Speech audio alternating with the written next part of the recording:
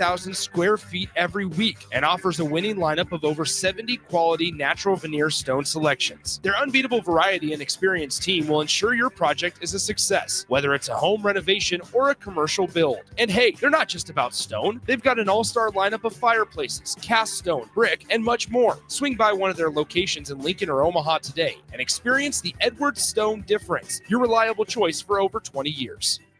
Hey guys, it's Nick. Join Jay Foreman and I this Friday at 7 p.m. as we kick off the high school football season with a Capital City clash between Lincoln Southwest and Lincoln North Star. Lincoln North Star beat the Silverhawks by 1 point in 2024, meaning Lincoln Southwest seeks revenge in Week 1 this Friday. It's Lincoln Southwest versus Lincoln North Star this Friday night with kickoff slated for 7 p.m., and you can hear all the action right here on 93.7 The Ticket and theticketfm.com. Are you ready for a new opportunity? Check out Sandhills Global. Join a dynamic team where your skills are valued and your career can soar. We offer full-time positions with a 4.5-day work week, competitive pay, excellent benefits, and a positive work environment. From IT and marketing to sales and finance, we're looking for talented individuals like you. Apply today at sandhills.jobs and take the first step towards an exciting future. That's sandhills.jobs. Don't wait. Apply now. This is Lincoln's home for sports talk on the FM dial. Also online at theticketfm.com. On the internet. KNTK FM Firth, 93.7 The Ticket.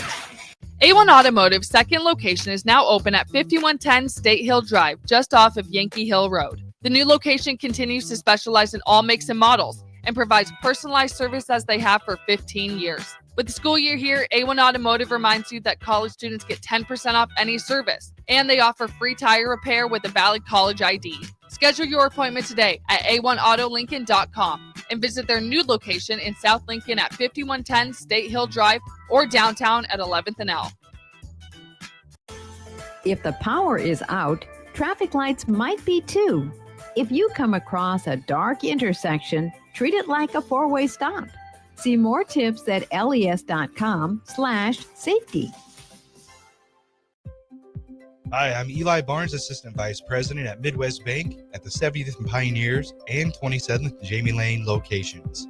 I love working with families and small businesses right here in Lincoln, Nebraska. Banking shouldn't be complicated, and that's why we make it personal. Whether it's opening your child's first account or securing a loan for your next big step, I'm here to help. Stop in today and say hello. I'd love to meet you. Your community, your bank, Midwest Bank, member FDIC. Nebraska football opens their season on Thursday, August 28th in Kansas City, and you can be a part of the best pregame tailgate party with Blur Events, live from Kauffman Stadium, home of the Royals. Doors open 4 hours before kickoff with a live DJ promoting interactive competitions and giveaways, tailgate games like cornhole, flip cup, and beer pong, access to ballpark concessions, and available air conditioning. Book your tickets today at blurevents.com/Kansas City and hang with 93.7 The Ticket on the scene prior to Nebraska versus Cincinnati on August 28th. Coming at you live from the heart of Lincoln, America. This is Old School, sponsored by the Mercado by Certified Piedmontese. Nebraska Football Hall of Famer Jay Foreman and Austin Oerman. Old School with Foreman and Oerman on 93.7 The Ticket and theticketfm.com.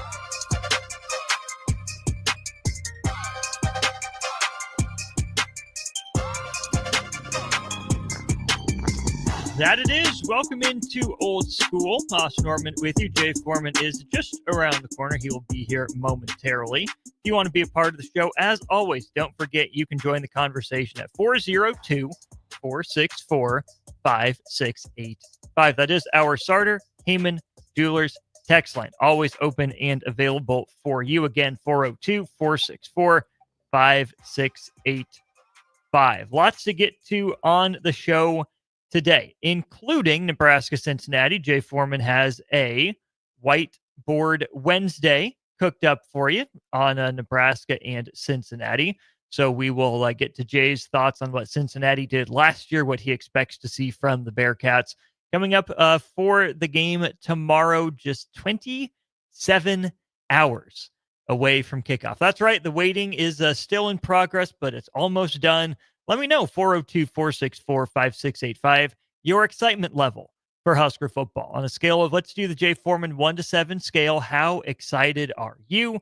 Let me know, 402-464-5685. I got to let you know about our great friends down at the Mercado by Certified Piedmontese. On the Block Old School now is sponsored by the Mercado by Certified Piedmontese. You can check out their selections online at themercadobutcher.com or at any 4 of their local locations, including in Lincoln, 84th and Havelock, 30th and Yankee Hill, or 85th and Old Cheney, as well as up in Omaha at 168th and Maple Streets.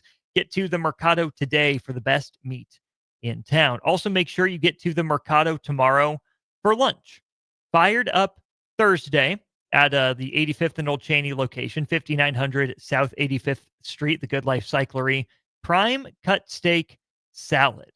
For $17, you get you some grilled top sirloin steak with lettuce, egg, tomato, green bell pepper, red onion, radish, croutons, and blue cheese dressing, served with bread and butter. For an extra $1, you can tack on a drink to that as well. So the prime cut steak salad is your Fired Up Thursday lunch special at the 85th and Old Cheney location for the Mercado by Certified Piedmontese. And then, of course, Fired Up Friday, their most well-known lunch special at the 84th and Havelock location, Mercado North, The Norm. It's hot Italian beef for $19. Roast sirloin and brisket pastrami with giardiniera on a TDK hoagie, served with au jus and pasta salad. So tomorrow, the prime cut steak salad at the 85th and Old Cheney location. On Friday, the hot Italian beef sandwich at the Mercado North location. Let's see here. Kyle in Lincoln says kickoff at 7 or at 8. Yep, my math is off again. Keep looking at the 15, and I keep thinking 8. So, okay, 29 hours. My bad, 29 hours. Thank you, 2941. Thank you, Kyle. You got me. I'm excited, right? Apparently, I'm a 27 out of 7 excited for Husker football to be back. It has been a long off season with a lot of waiting. Matt Rule has certainly talked about that as well. Getting ready to head to Arrowhead. The Huskers should be on their way by now, if not most of the way down to Kansas City. The plan for the team was to leave at 1 o'clock today, get down to Arrowhead Field. They were headed straight to the stadium, is what Matt Rule made it sound like. Then after they get to the stadium, they'll do something there, maybe a light walkthrough of some sort. They'll head back to the hotel, get settled, and then they will see a team movie. Sounds like Superman is on the docket for Nebraska tonight. I know a team movie is something that's a longstanding tradition for Nebraska. Heard about that from Darrell, heard about that from Jay as well. So best of luck to the Huskers. Safe travels to them. Let me know if you're headed down to Arrowhead, 402-464-5685. Of course, we have some of our ticket crew headed down there, Nick and Jake and Jay. I believe Todd Euler will be down there. Bach's going down for the game. Ellie will be down there as well. Big thanks to our friends at Blur Events. They hooked us up with a spot in their normal tailgate bash. So we will be beginning our pregame show, our A1 Automotive Ticket Tailgate pregame show from Blur Events down in Kansas City, down in the parking lot between Arrowhead Stadium and Kauffman Stadium. And then around about 6 o'clock, maybe 6:30, the last portion of pregame will take place from Memorial Stadium. There's a little watch event going on down there. I presume it's primarily for students. At least that's what I'm mentally preparing myself for, because the rest of the ticket crew will bring you the rest of our A1 Automotive Ticket Tailgate pregame show there from live at Memorial Stadium. Going to be a blast. Really, really looking forward to it. Meal Ticket says, I am pumped up for Nebraska football, same level as Will Compton was during his hype video for the Nebraska versus Colorado game last year. Curious to see if Nebraska brings those back again this year. My guess is no. Weren't the worst thing in the world, right? That was potentially a neat little addition for Nebraska. Think what you will of Will Compton and Bustin' with the Boys podcast. Certainly seems like Meal Ticket is a fan. Will Compton, I will give him that he gets excited. He does get hype. He does get off the chain. More power to him. More credit to him for that. So, yeah, I think Meal Ticket, you're not alone in terms of being at that excitement level. But Husker fans, do let me know. How excited are you? How anxious are you? How worried are you? How nervous are you? What's the word that you would use to describe your emotions as it comes to Nebraska football getting the season underway in, yes, 28 hours and approximately 52 minutes from now down at Arrowhead Stadium in Kansas City. Saw this from Ralph Russo. He reposted something posted by Open Doors on NIL spending and positional allocation. And when he says NIL, that is, of course, a typo. It should be the rev share budget allocation. That is what Open Doors put out when he is talking about how these rev share budgets are handed out. Number one, the first thing to look at across the 4 power conferences is offense versus defense. In the ACC, 70% of revenue sharing on football has been given to offensive players. In the Big 12, it's 64%. In the Big 10, it's 62%. And the only conference with less than 60% of its rev share dollars in football going to offense is the SEC at 57%.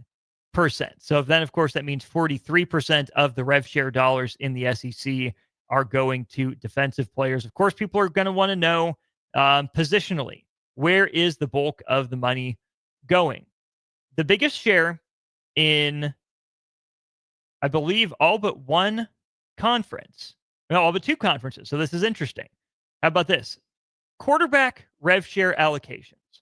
In the ACC, quarterbacks are getting the most percent of the money. 19.4% of all football rev share dollars in the ACC are going toward the quarterback position. That's even higher in the Big 12, where 23%, nearly 1 in 4 revenue sharing dollars is headed to a quarterback. The SEC is next at 15% of rev share dollars going to quarterbacks. And then the Big 10 is actually allocating the least amount of money to the quarterback position. Just a measly 14.4% is headed to quarterbacks in the Big 10. As we go through the ACC, the other groups with a double-digit share of budget allocation, running backs are making 10.6% of the ACC. Wide receiver is relatively high across the board, a 16.3% mark in the ACC. How about this, though? Offensive line and defensive line combined for 32% of rev share allocation in the ACC. 17% to the offensive line, 15% to the defensive line. How does that compare to the Big 10 and the SEC? Well, the Big 10 is allocating 26% of its spending instead of 32% of its spending to the lines, 15.5% on offense and 11.2% on defense. The SEC is pretty much right at 30%. 14.4% of rev share dollars in the SEC are going to the offensive line, and 15.5% are going to the defensive line.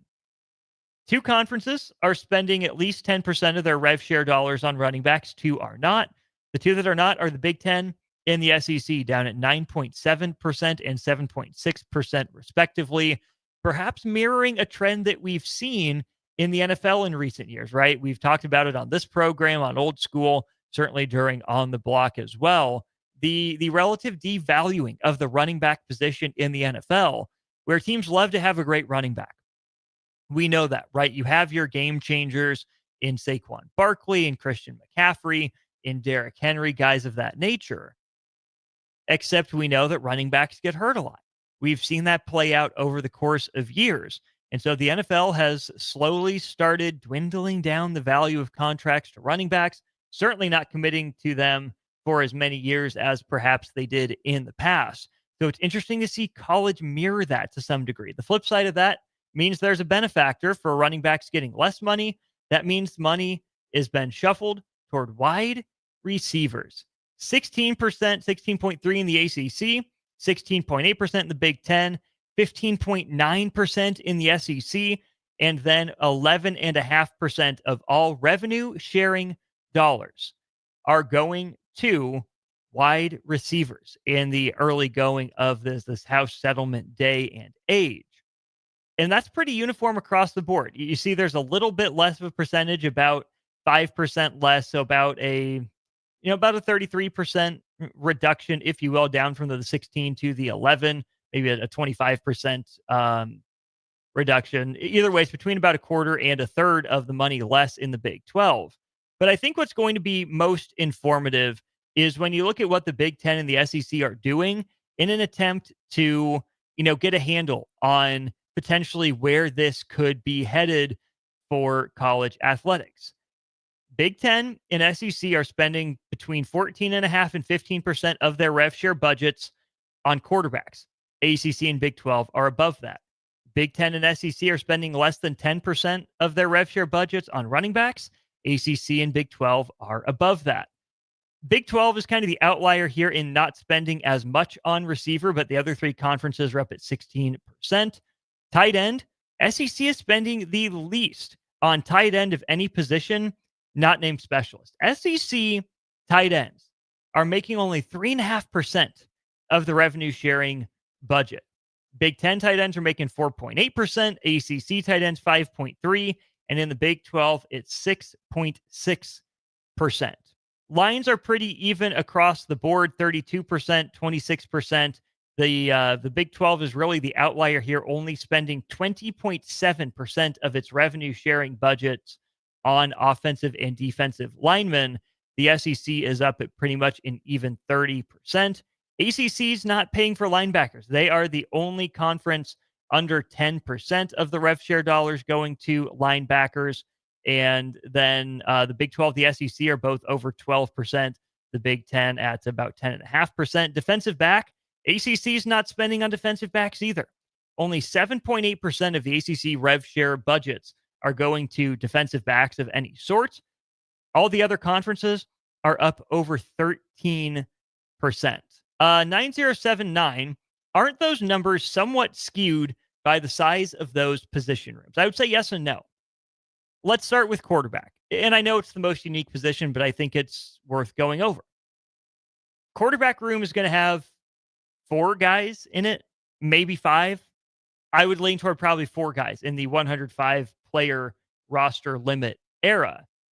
And yet, quarterbacks are not making less than 14% of all revenue sharing dollars across college football. Compare that to specialists. Again, that's a 4 or 5, maybe 6 person room.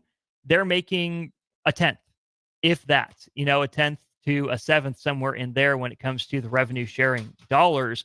I think offensive line and defensive line certainly are bigger rooms in terms of the number of bodies that you just need to make it through a season.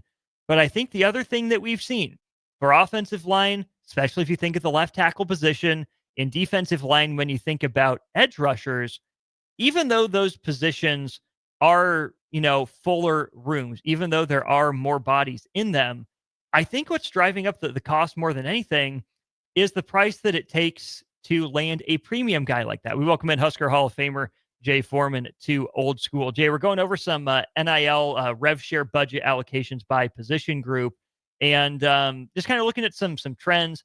Quarterbacks making at least 14% of all rev share dollars, regardless of conference. Big 10 actually paying quarterbacks the least of any conference at 14%. SEC down at 15%, ACC 19%, and the Big 12 at 23%.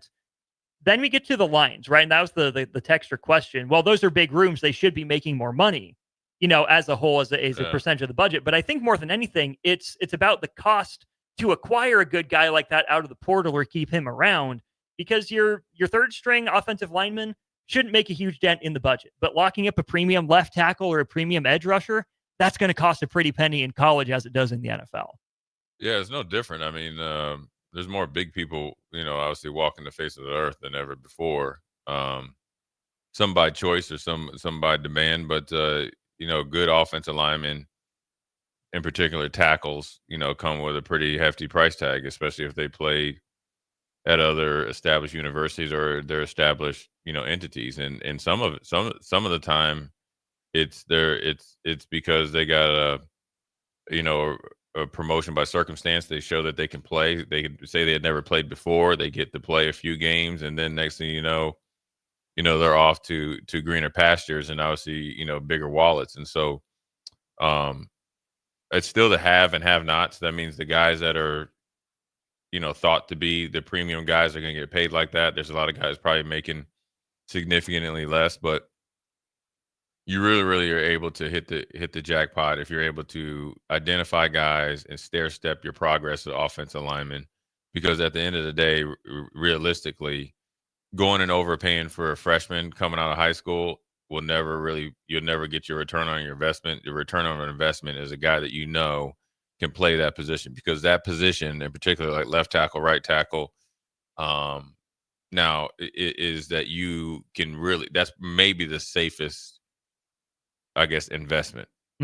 Because I think that when you in all the Power 4 conferences, you're going to face, top-notch pass rushers.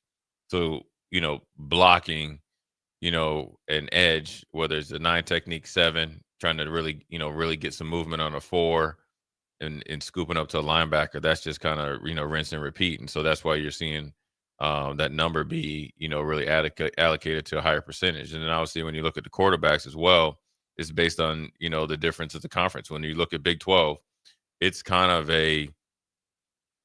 I guess the equivalent is a run and gun type of league. And that's where they like to, they're putting up more passes than running the ball. And that's why everybody expected Utah to be such an outlier. That's why Iowa State and Arizona State were outliers, because they were able to line up and punch you in the face. And that's where they were able to separate themselves. But they still had great quarterback play.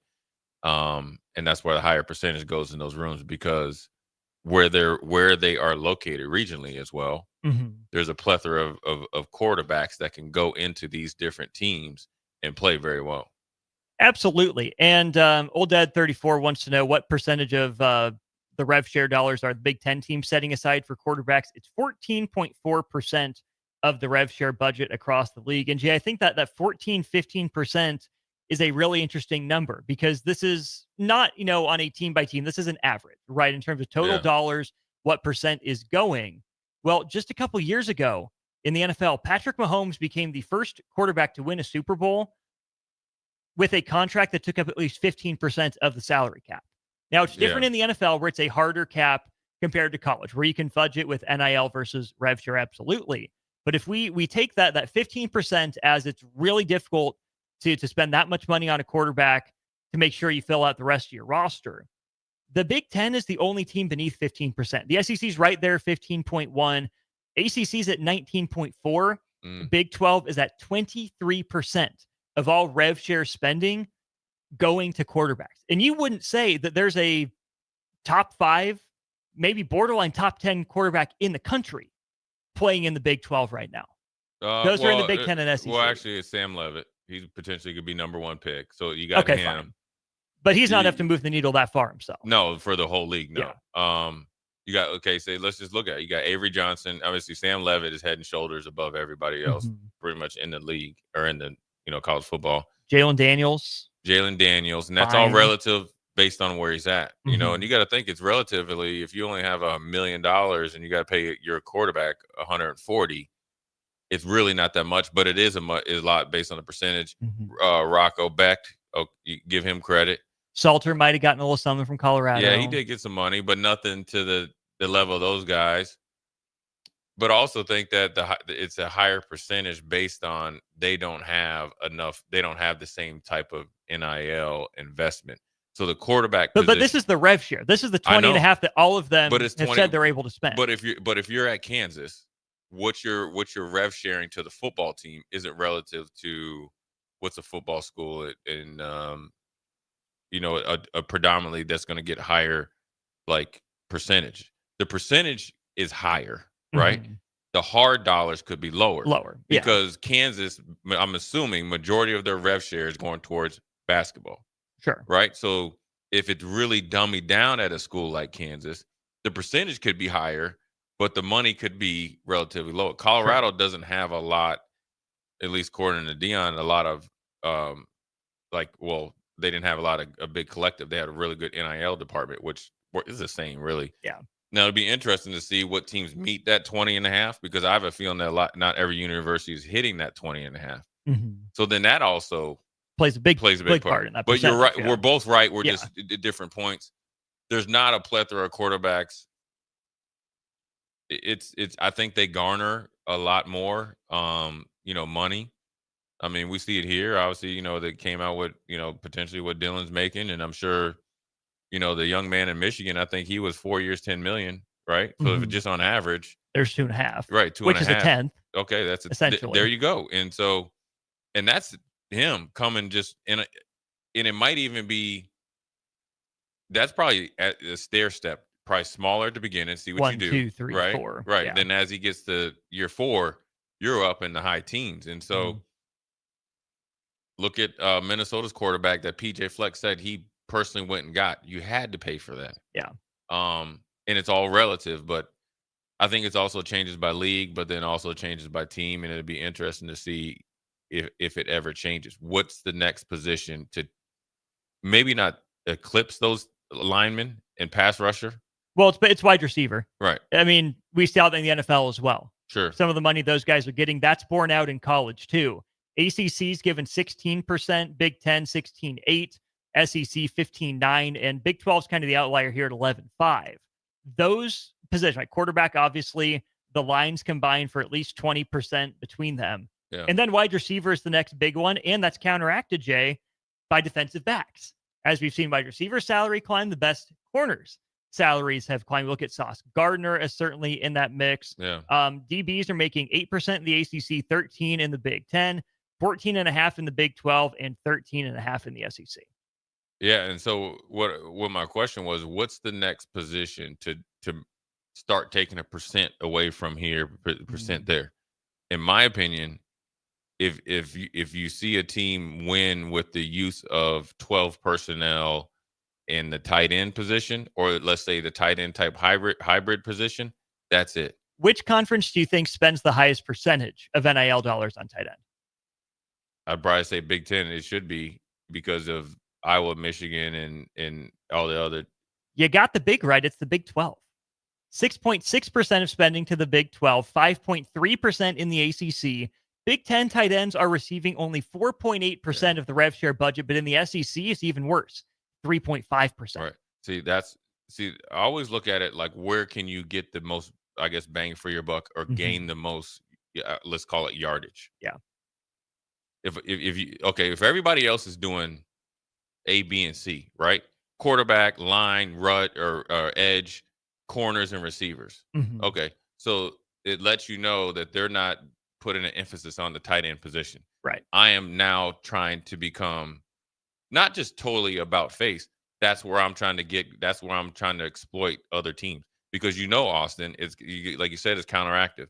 If you don't really respect, if our league doesn't respect tight ends, that means we got linebackers that don't know how to cover them because they're not being affected that way. Well, if that's across the board, right? Like, just look at the percentages here. Yeah. Right. Oh, yeah. Okay. Well, then now let's look at the NFL. Tell me an offense that's a legitimate, consistent, efficient offense that doesn't have a tight end invested in a tight end either by draft, trade, or I guess acquisition, or more importantly, like through money. There hasn't been any. No. When the Bengals were really rolling, when we went to the Super Bowl, they had Azuma. He was ascending, and he actually outplayed himself out of their price range and went to the Jets.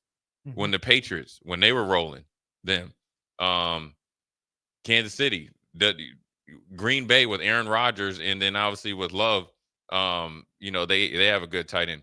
Look at Tucker Kraft right now. Right, Kraft. Look at your Colts. Look at the Bears. The Vikings. McBride. Detroit. For Detroit, or for Arizona. Helping them. Who is going to be the first team to do it? Because the easy thing is to go, or for NFL coaches to come down here. We saw what Dave Aranda talked about. I think he talked about it. Bielema has talked about it, where he went around and went to NFL camps and tried to, bring it down here and learn all that about the RPO. Remember, he's talked about the RPO, and you see it now more with Illinois. Who's going to be the first, I guess, offensive mind or system and try to marry that? You marry that and make it part of your identity, true identity. What I mean by that, tangible or factual, right? Tangible, you can see it. Factual, it'll be on the internet by the stats, right? You do that, and then you start to really invest in it, right, Austin? Because it's one thing if I called you up and say, "Hey, Austin, you're the number 2 ranked tight end. I want you to come here," or whatever you are, and we're going to do it. but we're gonna we're gonna throw it to you, and then but we're paying you the same as wherever you're from, right? Right. Well, then not only do we up our pay, but you've seen it. Mm-hmm. Well, not only are you coming, the next guy's coming in the next year's class, or potentially another one with you, because we're fitting both of you in. Now you don't want to go anywhere, and we're exploiting defense. Absolutely. I think there's a couple more things to touch on this very topic when we get back. We'll get into some NFL stuff here in hour one, but then it's all Huskers from there on out. We'll talk Huskers in Kansas City, Nebraska, Cincinnati. We'll have Evan Blaine of the Omaha World Herald with us coming up in just about an hour. He's Jay Foreman. I'm Austin Oerman. It's Old School on the Ticket. You're listening to Old School with Jay Foreman and Austin Oerman. Download the mobile app and listen wherever you are on 93.7 The Ticket and theticketfm.com. Wall-to-Wall Wine and Spirits is your place in North Lincoln to go for all your needs in wine, spirits, and beer. They also have a large variety of cigars in their walk-in humidor, and they have a top-notch walk-in temperature-controlled high-end wine room. Plus, you can enjoy free samples from their tasting bar. There's only one place to go for all your needs for spirits and cigars. That's Wall-to-Wall Wine and Spirits on North 27th Street in Lincoln.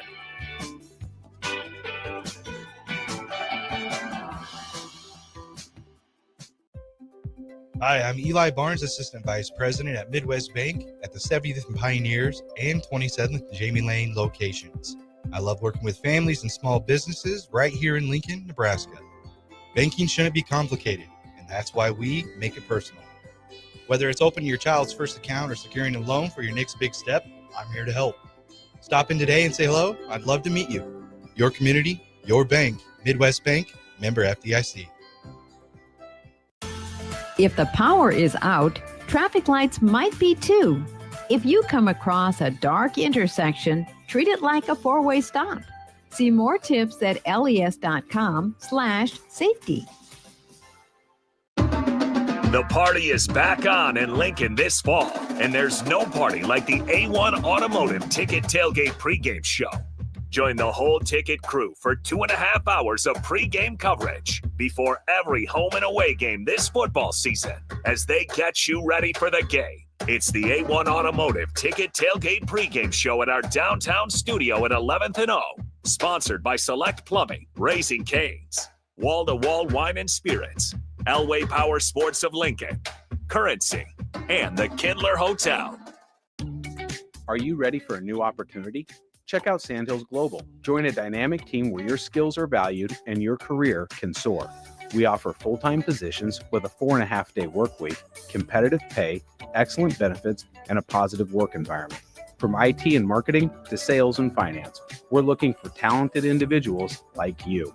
Apply today at sandhills.jobs and take the first step towards an exciting future. That's sandhills.jobs. Don't wait. Apply now.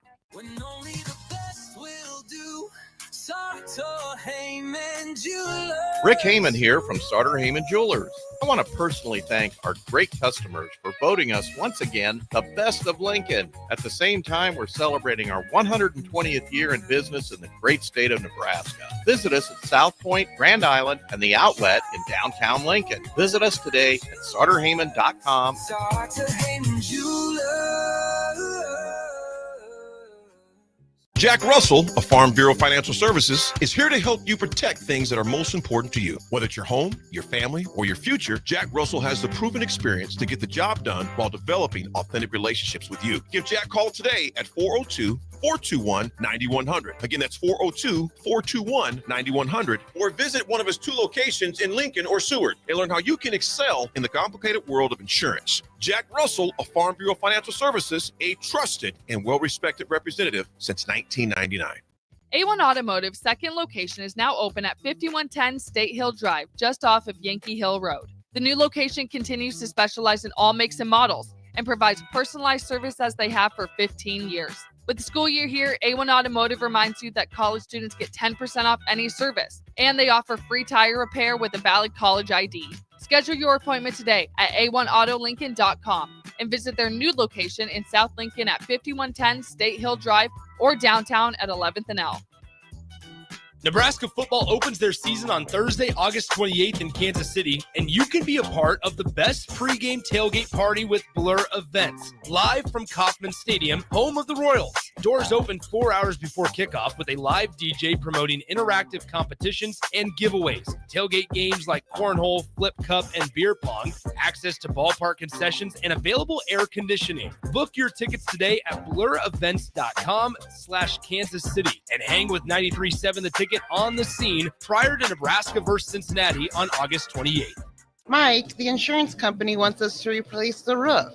Wait, what? I thought everything was fine. Yeah, it says right here our roof is too old and they won't be able to cover us anymore. I guess it is 15 years old. Hi, I'm Austin with Roofing Service Company. We help homeowners with their roofing and siding projects. Financing options are available, and we can get you under a new roof no time at all. If this sounds like you, visit roofingservicecompany.com. That is roofingservicecompany.com. Back to Old School with Foreman and Oerman on 93.7 The Ticket and theticketfm.com. Well, welcome back in. It is Old School. Austin Norman, Jay Foreman with you.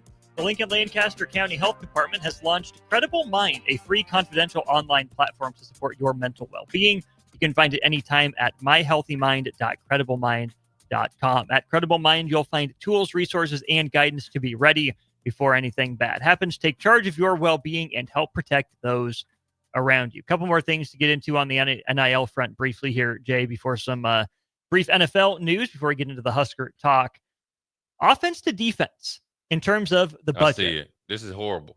It's a slap in the face. It is. To the hardworking blue-collar players on that side of the ball. 30% of spending in the ACC, 38% in the Big Ten, 36% in the Big 12, and a massive pie chart stealing 43% of rev share spending in the SEC. Every conference is outside that 55-45 ratio. But the SEC, like that like it's an offensive league. It's an offensive game now at every level, even in the Pee Wee leagues. And so that's understandable. So you see the two dominant leagues have the most invested in their defense. They do. And the SEC is always, this is a byproduct of recent history. You think of the Georgia defenses, right? Their players, Bama is guys, and obviously you had guys from Tennessee. Tennessee had Pierce, that was a first-round pick, and Ole Miss had, Walter Nolan and all those guys. You'll get the odd, Mississippi State guy, and Florida that, has some guys. So that's just right on brand with them, right? Heavy, because they invest a lot in their offense and defensive lines. Where you look at, I would say, the Big 12, they probably invest more like in their not as much money. The percentages are fine because right here, Big 12 is 10%. But I wonder how much is invested in edges versus defensive tackles. Whereas I think with the SEC, you see the higher percentage, 14% and 15%, essentially 16% in the defensive line. The interior defensive line is probably very important for them. Yeah. More important than the Big 12. But then you look at the ACC and then you look at the Big 12, and the Big 12 is not too far off from the Big 10. So I got to give them more respect. When you look at the ACC, when you look at the way that they play, take Clemson out of it, right? And then NC State. Oh yeah, okay, yeah, because NC State is generally done. But just take Clemson out of it because of their history of defensive line and defensive players. You're talking about Isaiah Simmons and the numerous corners that they've had going first, second, and third round, right? Who else has really established themselves as far as particularly the first and second level? You can't really say Florida State. Not anymore. You could Virginia Tech's gotten away from it. Right. You used to be able to say North Carolina because they had, and I'll throw them in there, but it's a distant second. You can't say SMU or any of the new ones.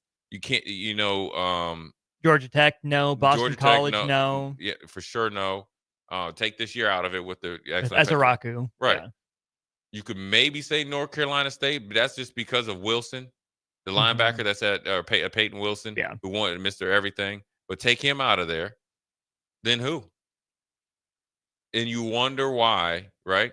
You know what? I'll say even before NC State or North Carolina, I'll give Florida State the benefit of the doubt because they very kind of okay. Well, Also, let's look at it.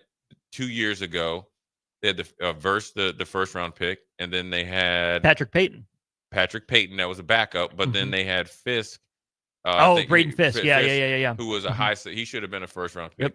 Yep. And Fisk had been there, and they just kind of fell into him, you know, because he can't. The Albany guy. Yeah, he transferred to Albany. And then they've always had, you'll be watching a game and he'll be like 4 years and played at Florida State. You know what I mean? And then Florida State had a defensive tackle drafted this year as well, I think. But overall, the ACC, that's the difference. They went away from it, and it's a byproduct. Remember when Dabo said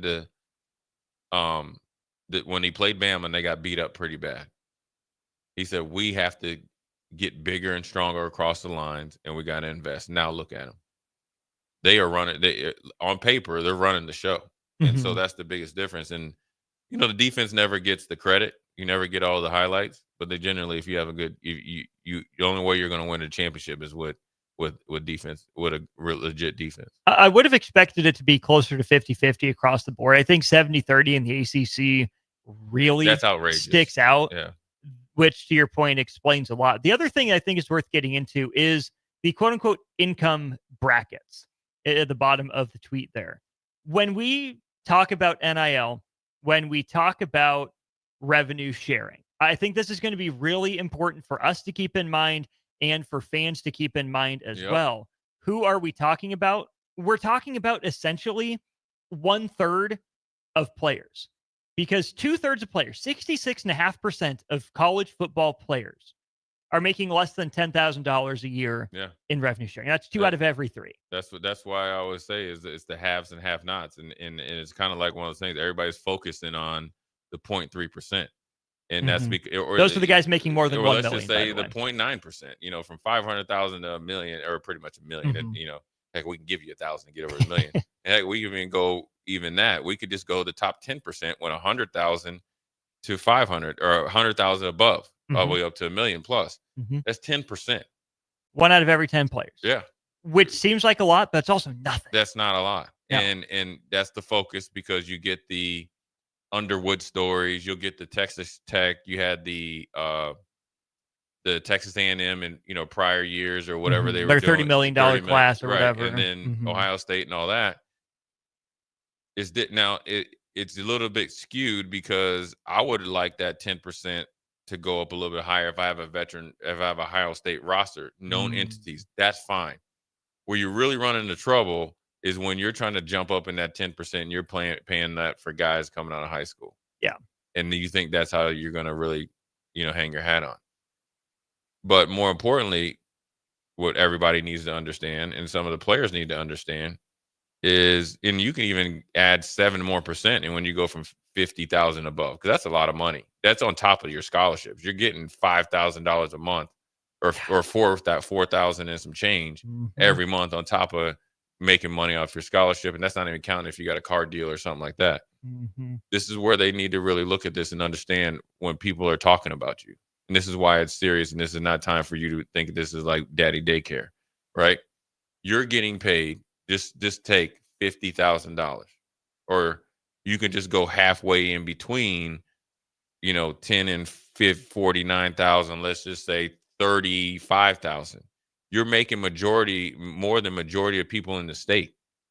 So as an 18, 19-year-old kid, or however your age. And if that's quote unquote all you're making, who knows how much you're even seeing the field.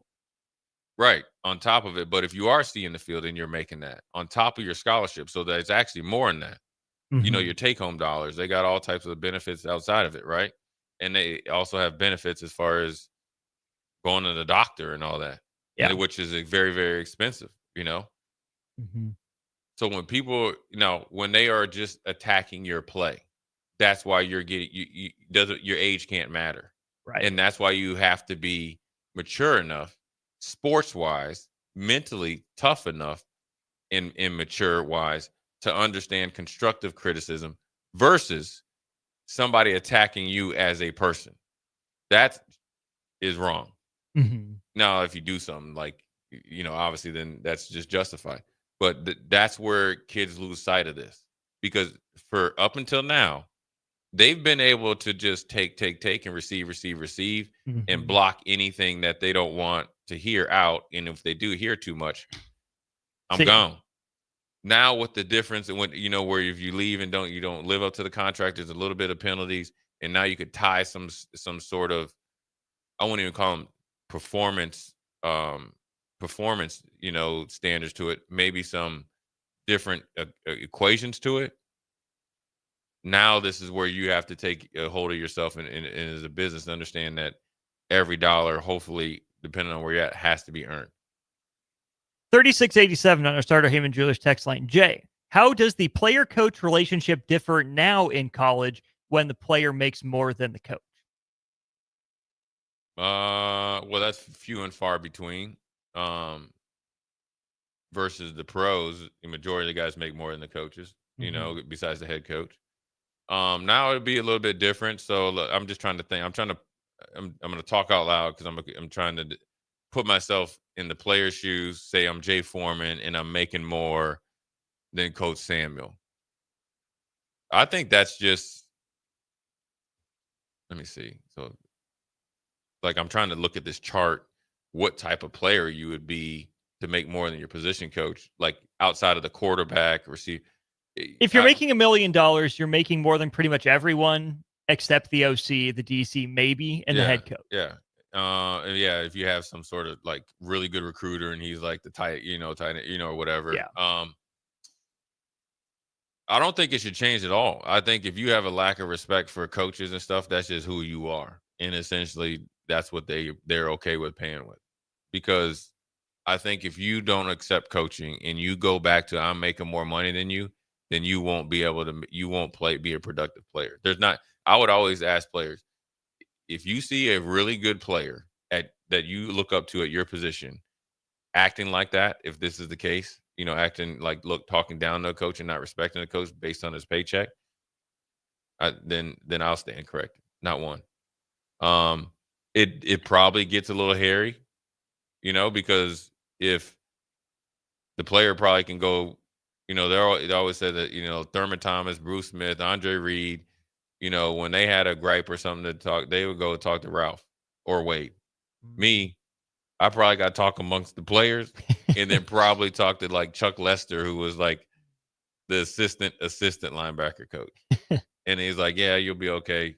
You're a rookie. You got to deal with it. Or you're a young player. You haven't really proved yourself or whatever. I don't think it really should change because I think once you start playing the games, all that stuff is done. That's where it needs to be done if you're a professional. Well, number one, the head coach, like I think Mike Gundy said that last year, right? Once the season starts, we're not talking about NIL or getting paid. So once the season starts, then none of that stuff matters because you're getting paid anyways. That's what these kids need to understand. Like you're getting paid anyways. So now you got to really go out there and validate your pay. But more importantly, by validating it, it puts you in a position to get more. Majority of that 10, 20% gets that and they chill. That's where people get mad. I can guarantee you that when people saw the number at the beginning of the season of what Ohio State guys were making versus how they felt after they turned it on at the end is completely different. Because you know what? They felt like they went out there and earned it. Right. Then everybody's okay with it. But if they didn't go out, if they just got out there and you saw a guy that they're playing, say like Sonny Styles is a really good linebacker. Say he was getting paid $400,000 or $500,000, and you saw him loafing, missing tackles. Remember they had the linebacker that wouldn't go in the game. Oh yeah, you know what I mean. Yeah. If he's doing stuff like that, well then that's where you get jammed up. Like both at all angles. Well, in the locker room, from your coaches, from your agent, and from the fans, which is where you're probably going to hear the most about it. Can't go to High V. Dang, tough scenes. We're going to go to break. When we get back, we'll have a gift card to give away to Grata Bar and Lounge. So Tuesdays and Thursdays are Buffalo Wings and Rings days. Monday, Wednesday, Friday will be Grata giveaways. We'll tell you more about our friends at Grata. Wrap up hour one of Old School. Turn our attention to Kansas City and Arrowhead Stadium in hour two of Old School. Watch Old School live on Facebook, YouTube, or Twitch. Old School with Foreman and Oerman on 93.7 The Ticket and theticketfm.com. No cravings, no hunger pains, no struggle. Thanks to GLP-1s from Limitless Mayo, weight loss is possible. Picture this. Your clothes fit better, your energy's up, your doctor's impressed, and your friends start noticing. Limitless Mayo's GLP-1 program is medically monitored and changing men's lives. There's no better time than now to get on board. Lose the weight, better your health, gain your confidence without being hungry. Free consult at limitlessmayo.com. Hi, I'm Eli Barnes, Assistant Vice President at Midwest Bank at the 70th and Pioneers and 27th and Jamie Lane locations. I love working with families and small businesses right here in Lincoln, Nebraska. Banking shouldn't be complicated, and that's why we make it personal. Whether it's opening your child's first account or securing a loan for your next big step, I'm here to help. Stop in today and say hello. I'd love to meet you. Your community, your bank, Midwest Bank, member FDIC. Put lawn irrigation on automatic. Think Judson Irrigation for worry-free service to Lincoln homeowners and business community. Judson Irrigation will turn on your sprinkler system in the spring, repair or redesign as needed, and turn it off in the fall. For service to orphan sprinklers, remember Judson Irrigation. They'll never forget you. Call the Judson Irrigation Orphanage 402-420-6277 or judsonirrigation.com. Jack Russell of Farm Bureau Financial Services is here to help you protect things that are most important to you. Whether it's your home, your family, or your future, Jack Russell has the proven experience to get the job done while developing authentic relationships with you. Give Jack a call today at 402-421-9100. Again, that's 402-421-9100. Or visit one of his 2 locations in Lincoln or Seward and learn how you can excel in the complicated world of insurance. Jack Russell of Farm Bureau Financial Services, a trusted and well-respected representative since 1999. MWR is dedicated to building attractive, affordable steel buildings that exceed your expectations. From commercial to residential to agriculture storage, steel buildings are cost-effective, attractive, and versatile. Plus, they're a lasting investment and an ideal choice. MWR uses Sentinel Building Systems out of Albion and can service you all over the state and region. If you have interest in a steel building, post-frame building, or fencing, give MWR a call today at 402-980-5273 or go to mwrbuildingandfence.com. The party is back on in Lincoln this fall, and there's no party like the A1 Automotive Ticket Tailgate pregame show. Join the whole Ticket crew for 2.5 hours of pregame coverage before every home and away game this football season as they get you ready for the game. It's the A1 Automotive Ticket Tailgate pregame show at our downtown studio at 11th and O. Sponsored by Select Plumbing, Raising Cane's, Wall to Wall Wine and Spirits, Elway Power Sports of Lincoln, Currency, and the Kindler Hotel. Nebraska football opens their season on Thursday, August 28th in Kansas City, and you can be a part of the best pregame tailgate party with Blur Events, live from Kauffman Stadium, home of the Royals. Doors open 4 hours before kickoff with a live DJ promoting interactive competitions and giveaways. Tailgate games like cornhole, flip cup, and beer pong, access to ballpark concessions, and available air conditioning. Book your tickets today at blurevents.com/Kansas City and hang with 93.7 The Ticket on the scene prior to Nebraska versus Cincinnati on August 28th. Mike, the insurance company wants us to replace the roof. Wait, what? I thought everything was fine. Yeah, it says right here our roof is too old and they won't be able to cover us anymore. I guess it is 15 years old. Hi, I'm Austin with Roofing Service Company.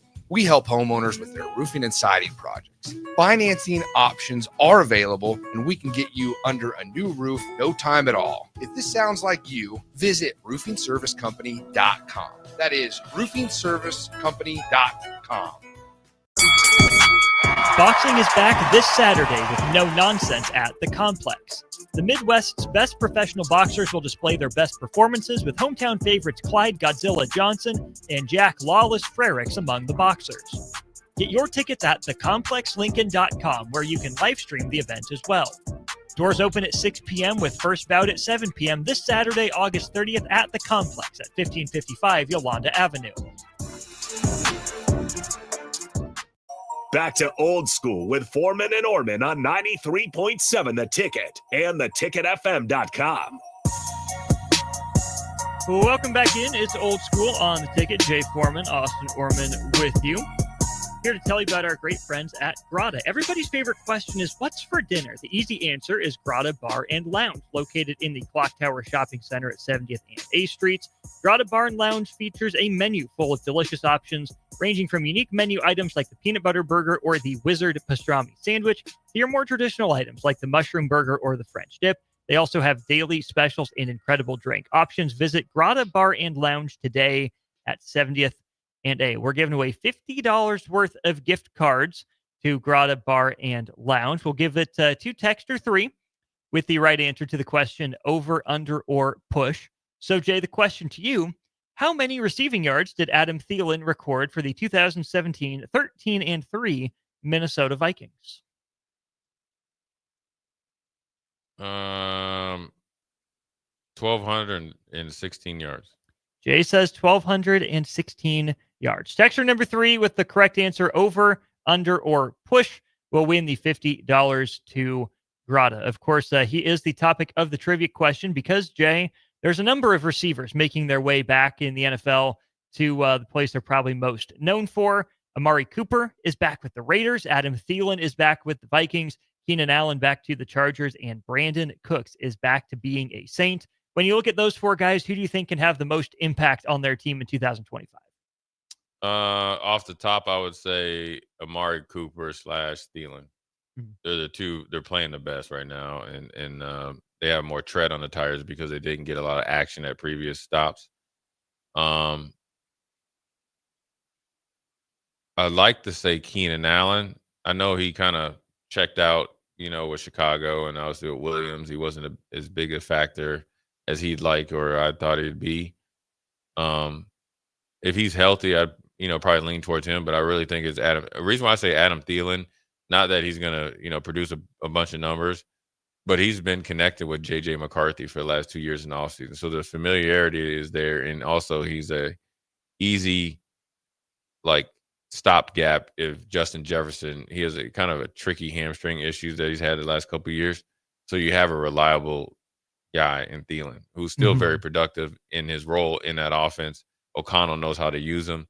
And I think Amari Cooper is just more the opportunity. Brandon Cooks, I think still immensely talented, just very small. I mean, he's tiny. And that quarterback room. I was just about to say that. You don't have anybody that can get you the rock the way that he needs the rock. So it'll be interesting to see what all these guys do, but I really think, those two and then Keenan Allen coming a close third. Thomas and Lincoln, you are the winner. The answer was over. Heck of a good line set by Jay. Adam Thielen had 91 catches for 1,276 yards. Really, really good year for That's Adam probably Thielen. His maximum. Probably. No, I mean, that was probably, when you look at the amount of targets, catches, yards, touchdown, that's probably, you topped out right there. But he's always been a pretty consistent Actually, player. He topped out the next year in 2018. He had 11 more targets. He ended up with 22 more catches and 97 more yards. I wonder if 2018. Who was the playing opposite of him? I wonder if that was by injury. So in 2017, the next leading receivers in terms of receptions, Stephon Diggs, 64 for 850. Kyle Rudolph, 57 for 530. Jerick McKinnon, 51 for 420. And then in 2018, to answer your question, they dipped down to 8-7 from 13-3. Stephon Diggs went 100 catches, 1,020 yards. Then Dalvin Cook, 40 receptions. Kyle Rudolph, 64 for 630. And here's a name, Laquan Treadwell, 35 catches, 300 yards. What? Laquan, he's from Minnesota, right? No, Mississippi. Ole Miss. Yeah, Ole Miss. Yeah. He's the only one from Ole Miss that really hadn't panned out. Born in Chicago in 95. Yeah. Colts just released him off the practice squad. Yeah, that's why I said he's really from the run of Ole Miss receivers, the one that hasn't really hit. I mean, Adam Thielen, for him to go home, I always say, one of the gripes about Scott Frost, he was afforded an opportunity that a lot of players that got into coaching or thought about got into coaching wouldn't have got to come back to Nebraska, even if they had the same success as Scott. Yeah. Adam Thielen is doing something at the professional NFL level that nobody really gets to do. And I know his agent real well. He was my agent. He was an intern named Blake. Said he sent me a text. He's like, man, that's probably one of the hardest things, negotiations he had to do, because Minnesota had to take a little bit of a haircut to get him back. Dan Morgan negotiates pretty hard. Never do you get to, he left on good terms, which has probably helped him out. You go somewhere, that lets you know Carolina's not trying to win. Mm-hmm. You go in there as a veteran, you make the team, and I think Dan Morgan and him knew it, and he wanted to go back to where obviously he has a home. It's no different if Kirk Cousins went in there to Raheem Morrison and say, hey, man, can you work on a deal to send me back to Minnesota? That'd be fascinating. So congrats to Adam Thielen. Yeah, I guess he probably going to get to retire as a Viking. Went from a free agent to an All-Pro, and he's a homegrown kid, and he went to St. Cloud State, or Minnesota State, as they call it now.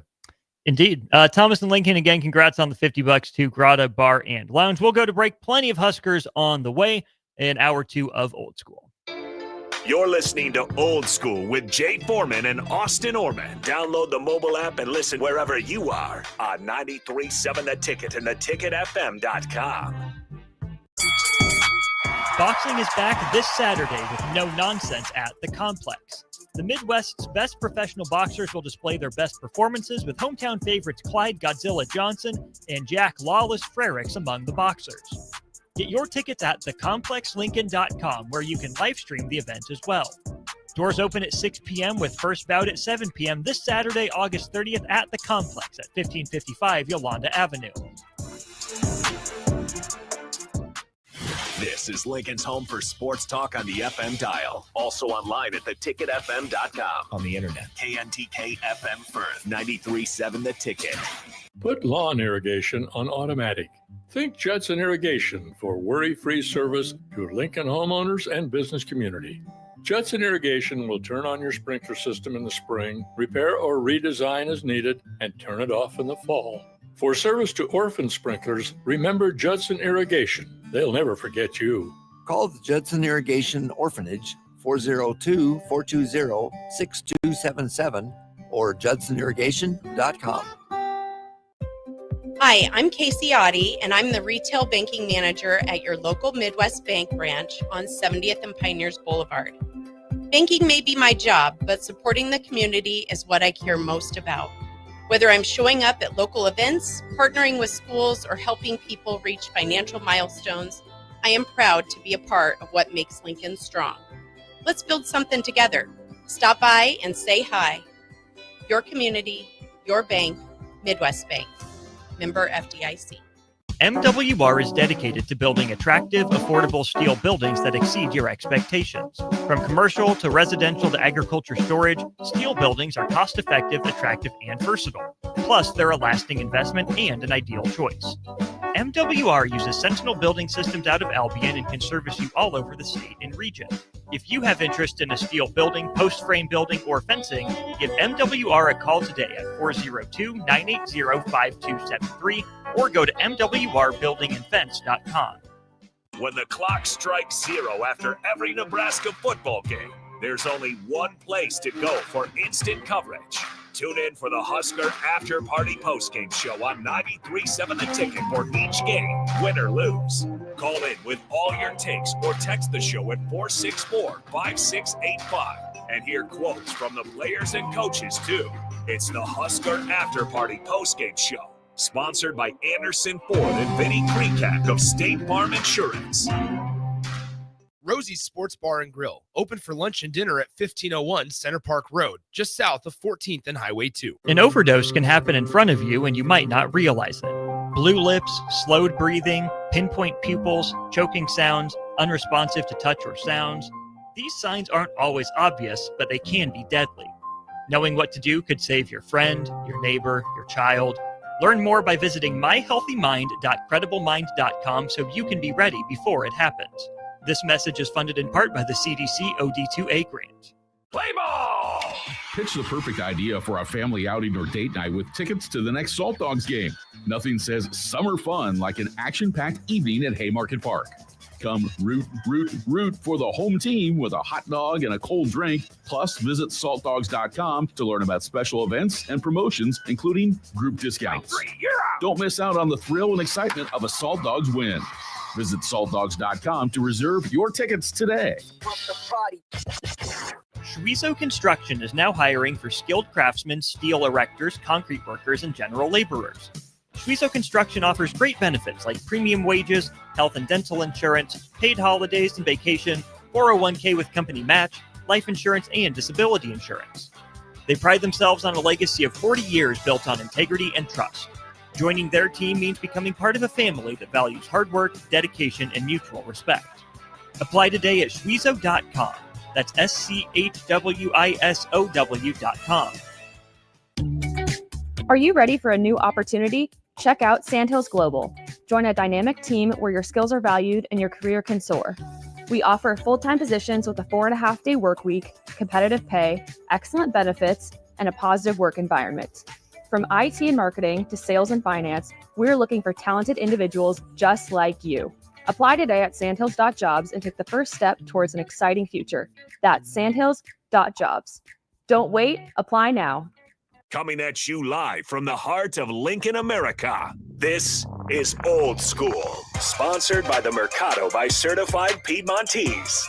Nebraska Football Hall of Famer Jay Foreman and Austin Oerman. Old School with Foreman and Oerman on 93.7 The Ticket and theticketfm.com.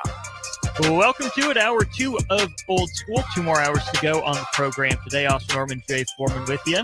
Got a couple people on our YouTube stream, including B-Strick. What's up, B-Strick? Appreciate you chiming in and listening. And Jim Philippi, really appreciate you being in on Old School as well. 402-464-5685.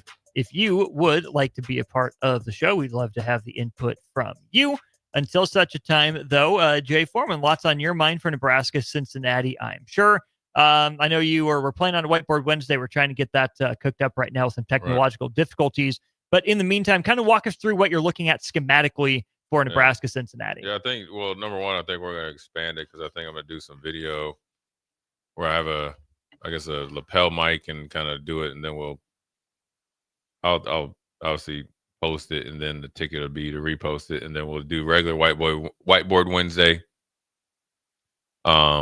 which will be more talking, so people can, if you're driving, you won't be able to hear it on the stream. So really, from a defensive perspective, I think really the focus for fans out there with one of the main points of Whiteboard Wednesday is to kind of get you an inside look and allow you to watch the game from a different perspective from my point, or just from a former player standpoint. So obviously, the offense has their work cut out for them with Corleone, but more importantly, this game, I think, in my opinion, is going to come down to the defense and how well they play as a unit, and decipher some of the things that they're going to try to do to confuse and have a defense that's very, very young and doesn't have the continuity yet because they haven't played a lot together, especially in the first and second level, have them play on their heels. Now, how do you do that? It's a copycat league. Now, Cincinnati will do it differently. And so one of the Whiteboard plays that we had is essentially, if you, as a fan, can go back to remember when Nebraska played USC and they had a new quarterback, right? And, it was all a big deal. You're going to start them after a bye week, so forth and so on. What do? You get them a couple easy throws. And you do that by having some either shifts or motion to see what the defense is in, zone or man. Defense doesn't run with the motion or shift. Generally, they're in zone. They run with the motion or shift. A player does. That means you either bump over or you exchange responsibilities with the player that's in motion, or through the shifts, and then it's a change of formation. They're in man. Why do you want to have whether the opposing defense, in this case Nebraska, is in man or zone, to make the reads easier and to be on time and on target? Well, I'd like to say offensively. And that's what you want when you have a really good quarterback in Brendan Sorsby. So the play that we had was Cincinnati against Colorado. They had a pretty good scat back last year. They essentially ran a bunt formation. So mesh is essentially 3 receivers, whether it's by offset in the backfield, off the line of scrimmage as a tight end, in close proximity, where you're kind of running mesh routes, where you're trying to create a mesh where the defense is either running into each other or running around each other and loses sight of whoever they're guarding in man-to-man defense. And so what Cincinnati did, they had an offset running back. They were in the pistol, and they had a bunt formation with a slot receiver and obviously outside receiver. And they ran 2 kind of one quick under and one of a medium under route.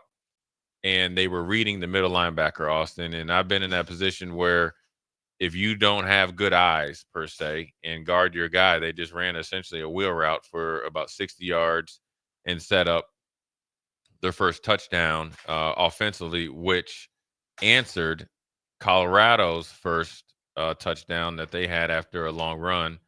I think we have it here. So we got it popping. We got it popping. Austin did magic. So as I was saying here, I know that we got people say, oh, well, they can't see it, so you're hearing it. So it's a bunt formation. It's a great idea for you guys to get to the stream, if at all possible, right? That's the entire point. We'll do some videos, and it'll be easier to do some videos after the game, right? And so right here, as you see it, this is the offset back right here, which is the most important. 11, who I'll get into in the next segment of it, they're probably okay. This guy is their number 1 player. This is their number 2, and I'll get better at with my penmanship. And so this is a bunt formation, and this is where you can create mesh. And if as a fan, when you're looking at a 1 receiver to the tight end or to the non-tight end side, and he has what's called a negative split, which is he's close to the tackle here, right? You got to expect mesh. He can't run. He can run a flat or run an out or like a out route, but he can't really do anything else besides, go across field. He's in a negative split. You can kind of know what routes he's running. So mesh will be essentially an under route here, and under route there, right? But here's who they're reading, Austin. I've been in this position. This is man-to-man defense, right? Because this guy's going to go in motion. They're reading this middle linebacker right here. Oh, they're reading Jay Foreman. Because what motion does is they're trying to get everybody to move one way, and then they go the opposite, generally. And the reason why you want to do that, because it can confuse your eyes. That's what you say. You got to have good eyes, right? It's no different than man-to-man defense in basketball. They start running some pin downs and switches and ghost screens. If you got whoever, you better stay on him, or you better communicate. Communication, alignment, assignment, aggressive. Here comes the next one, right? How do I get the next one over here? Whoops. Click the little arrow on the bottom. Hold on. Oh. There we go. All right. We're getting back here. All right. So the next one right here, that's the beginning formation. We'll go here. That's the third one here. This is my fault. I didn't give it good to Austin as far as the text message goes. So this is the motion right here, right? And you see this guy move, right? Everybody's moving. They were reading this middle linebacker. They know it's man. Now the onus goes on him, right? Okay. Is that the strong safety dropping down? Is that a linebacker dropping off the line? It could be a strong safety hybrid. I think he was a linebacker in Colorado's system. They essentially ran a little bit of a 4-2, 4-2-5, because this is a linebacker here. I know that for a fact, right? They're playing a little bit of a bubble. So what's happening here is, for you fans here, they have these 2 guys right here. You have a linebacker here. So they put him here because he's very limited in coverage, right? And this guy is a strong safety. Those guys have in and out on this guy here. They're triangulating him, essentially. Essentially, if he goes to the right, he has him. But it's already eliminated, Austin. By the motion. No, it's already eliminated by the alignment. This is his guy. So essentially, Colorado played into Cincinnati's hands by schematics. Now, you have to be a smart enough linebacker that he can essentially orbit into a screen over that way, and he's your guy. But now we go to the next one, right? Look at the line. Look at the run. The linebacker. You don't see him, right? Out in the wash. Look where he's at, right here. I didn't do a good job. I should have expanded it. That's where he's at. There's his guy. Sorsby right here. Quick read. Quick. There's the guy coming pretty hot off the edge. Look at the two meshes right here. Right? I told you 2 quick unders, a medium under. This guy drops in the hole, right? He shouldn't be in the hole. He should be here, right? That's his guy on the move. This is not a swing route. Okay? This is essentially a running back go. This is exactly where it's at because they know by that motion, they didn't run any type of in and out or 3-on-2. We used to call it box or triangle where you play 3-on-2 or 4-on-3. Out first outside, second and outside, first and second vertical. They didn't do any of that. They said we locking up man to man. You eat what you kill. Okay, well they just got killed right here, and next thing you know, he's going down the sideline. There's your boy right here that everybody doesn't like right there. Was that Shiloh? Should be. Right now, this is not a position that you want to be in. Right against a little water bug, and there you go, Travis Henry. Look at that stride right there. That's worthy of number 3, right? There you go. That's it. Game, set, match. That's what you got to expect against a overmatched offensive line physically and an overpowering defensive line to counteract Nebraska's obviously, speed and the difference in athletic ability and power is to confuse them, especially because they're a young, inexperienced defense playing together in a big moment. It's an easy throw. It's an easy read because you know what happens if they're in zone? They start to do sit down routes. So then therefore you better learn how to match up man to man in zone or match or match the routes. That's how you get in trouble. And that's how you're able to counteract some of the things that, Nebraska has an advantage in. And you could really look at that Colorado game and look at it. It's probably the same type of atmosphere. At that point, that was the biggest game in Colorado football history because they had so much on the line. They were able to win it, but you were on the road for Cincinnati. They're going to essentially be on the road in Kansas City against a Nebraska team that really needs this win. So how do you take the air out of the stadium? Some quick, easy passes, get them confused, get kind of I call it a backdoor lucky big play. Now they're on their heels. Now they're playing that formation and waiting for it, and then you can run all types of actions off of it. We talked about cliffing. Like what? You can run essentially the same route, and then instead of running the medium over route and mesh, you can go medium and go. We call sluggo. You can go slant and go off of that.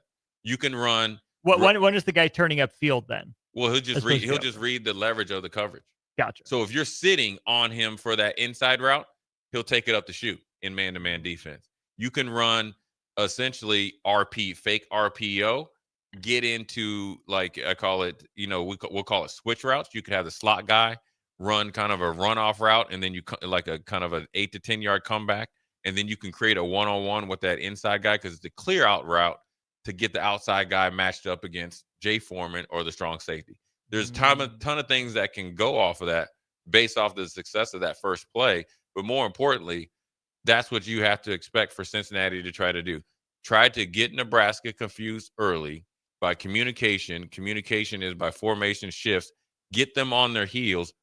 Boom, hit you with an easy play, get you on your heels, and then now they're really cooking with peanut oil, and then they're trying to get a quick 7 points.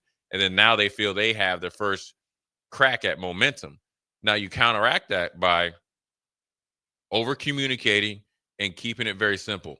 And so if you want to ask what I would possibly do with a very, very young defense to get it, listen, I'm going to get you on the move. Okay? I'm straight up. This is what we're doing. We're going to reset the line of scrimmage because now we're doing a contract. You have to guarantee me you're going to play like your hair's on fire. So I might slant you early. And sure, they might get something, but you're going to slant and you're going to go get the ball because I don't want you thinking. I don't want you guys thinking. You got essentially, I won't call Marshall a new starter because he's played something. Essentially, you got, 6 new starters in the first and second level. I mean, even if you do consider him a new starter, you have Marshall, new. McCullough. Watson Trent, new. McCullough, new. You're looking at Javen, right? Okay, essentially, Javen's okay. New system. Okay. But for all of them, okay, yeah, just hit or but miss. starting out for Javen, and then everybody else up front. Defensive Jude, line. yeah, That's 6, 7, 8 guys. yeah. So now I'm just taking all the guesswork out of it.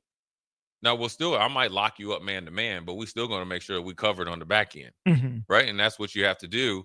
And then you just go over this. Hey, listen, and it's got to be simple. And I've been in this position before.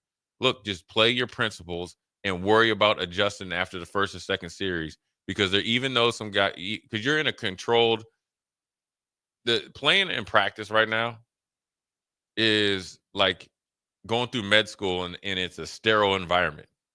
You know what I'm saying? Oh yeah, everything's controlled, supervised, and you can't create game like situation like the crowd. You can't get 90,000 people to go, right? So the game is going to be like, okay, you went from med school to running a hospital, and you're in Detroit, where you're getting all different types of walks of life, all different types of different things coming in. And then you got to figure it out on the spot. So you might be dealing with one type of issue, whereas now it's like a more, like a controlled environment at the practice facility.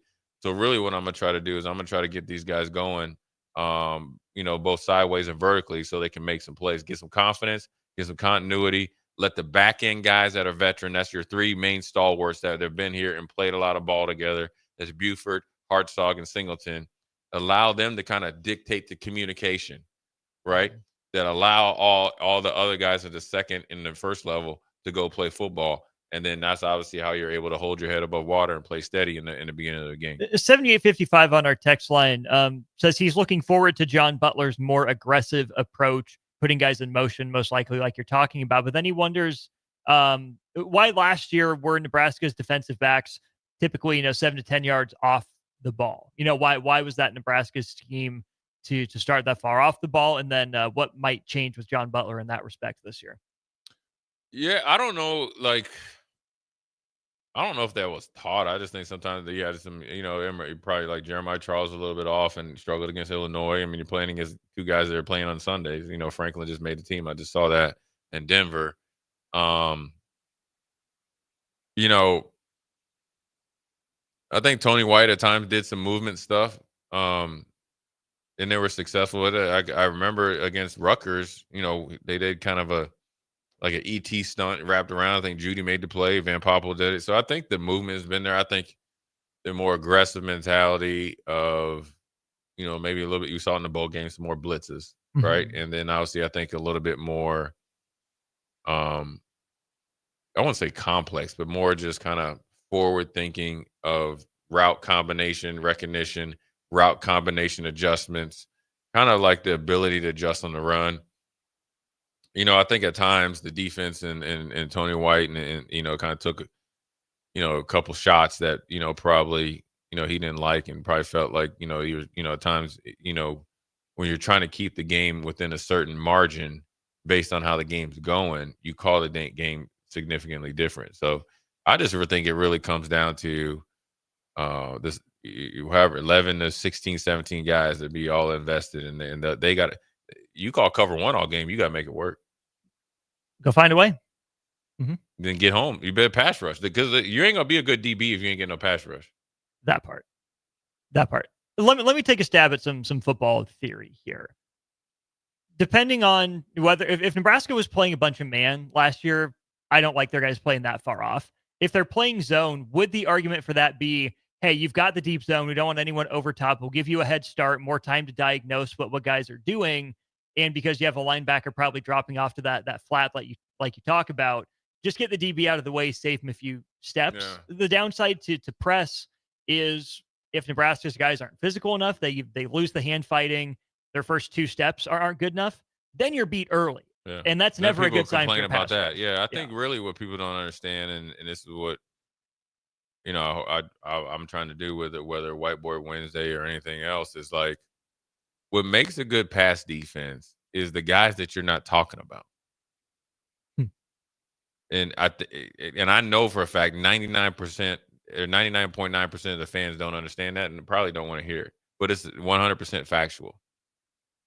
Because if you're, if you guys can imagine, I know we always have one call texter like, I can't see. I'm driving. Okay, well, just listen. Mind's eye. It's a thing. Don't close your eyes, but just imagine if Jay Foreman is an outside linebacker and they come out in 11 personnel and I'm to the open side, which is the slot side. That means away from the tight end.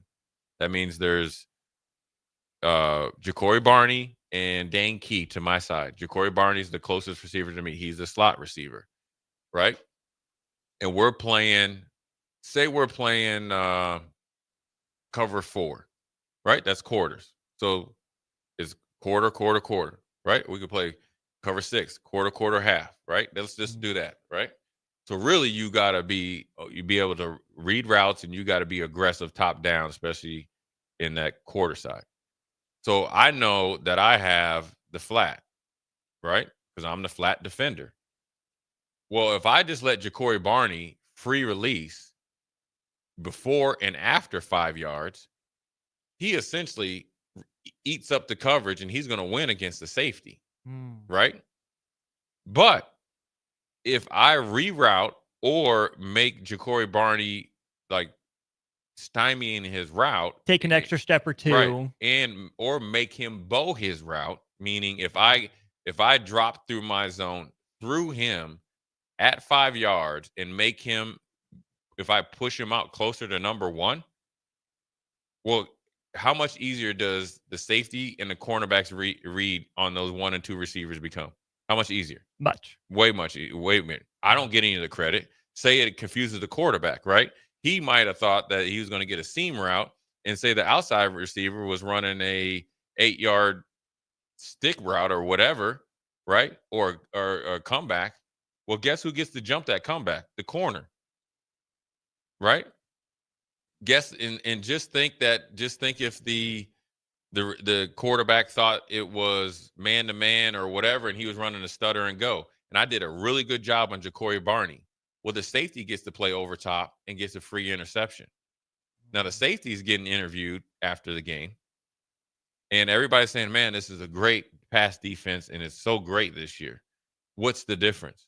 Our DBs and our corners and safeties have really matured. They've gotten so much better. They're backpedaling, right? Well, really, it's the onus and the intention in the way that everybody underneath coverage, including the pass rush, has really bought into the defensive scheme in the system.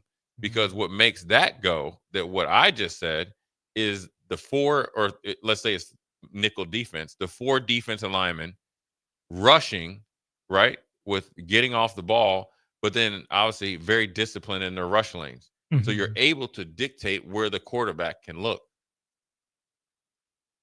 So the best defense play team defense. I mean, that's it.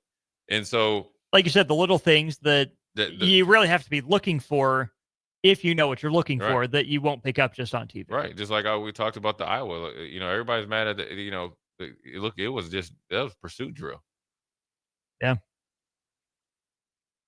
And so it's just still brutal that happened. What? The Iowa. They probably got that dude drafted about 10 slots higher. Yeah. At least. Good player, but not like that, man. Yeah. Yeah, it's tough. Let's go ahead and go to break. We'll call up Evan Blaine of the Omaha World Herald, keep the Nebraska-Cincinnati conversation going. Watch Old School live on Facebook, YouTube, or Twitch. Old School with Foreman and Oerman on 93.7 The Ticket and theticketfm.com. Hi, I'm Casey Oddie, and I'm the Retail Banking Manager at your local Midwest Bank branch on 70th and Pioneers Boulevard.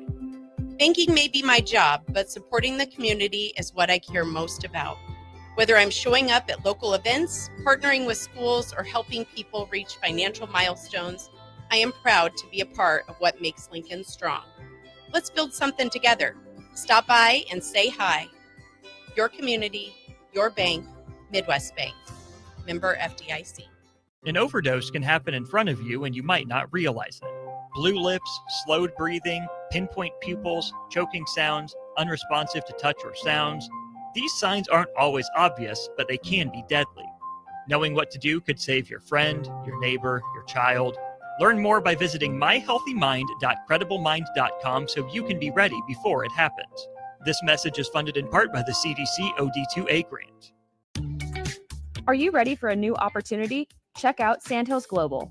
Join a dynamic team where your skills are valued and your career can soar. We offer full-time positions with a 4.5-day work week, competitive pay, excellent benefits, and a positive work environment. From IT and marketing to sales and finance, we're looking for talented individuals just like you. Apply today at sandhills.jobs and take the first step towards an exciting future.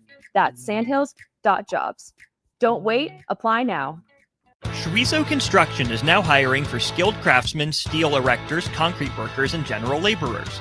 Schweizo Construction offers great benefits like premium wages, health and dental insurance, paid holidays and vacation, 401k with company match, life insurance, and disability insurance. They pride themselves on a legacy of 40 years built on integrity and trust. Joining their team means becoming part of a family that values hard work, dedication, and mutual respect. Apply today at schweizo.com.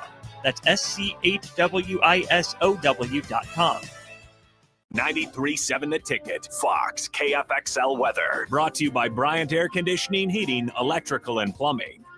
Your Lincoln forecast for today, we'll see mainly cloudy skies with a light breeze from the south. An afternoon high around 79. Tonight, mainly cloudy skies with light winds, a low around 61. Tomorrow, we'll see partly sunny skies with light winds, an afternoon high around 80. I'm meteorologist Kyle Flecker for 93.7 The Ticket and theticketfm.com. Load up on meat and more this fall at the Mercado by Certified Piedmontese. This week's specials through September 2nd are $1 off buns, 15% off cheese and crackers, 10-ounce grass-fed, grass-finished New York strips for $17.99 each, and steakhouse burger packs for $13.99.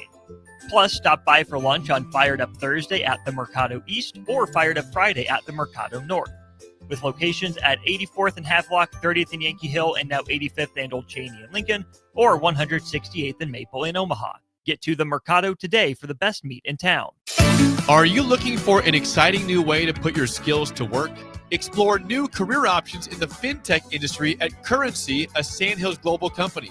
We offer full-time positions in financial sales, compliance, operations, and other fields. We also offer a 4.5-day work week, an attractive benefits package, and opportunities for advancement.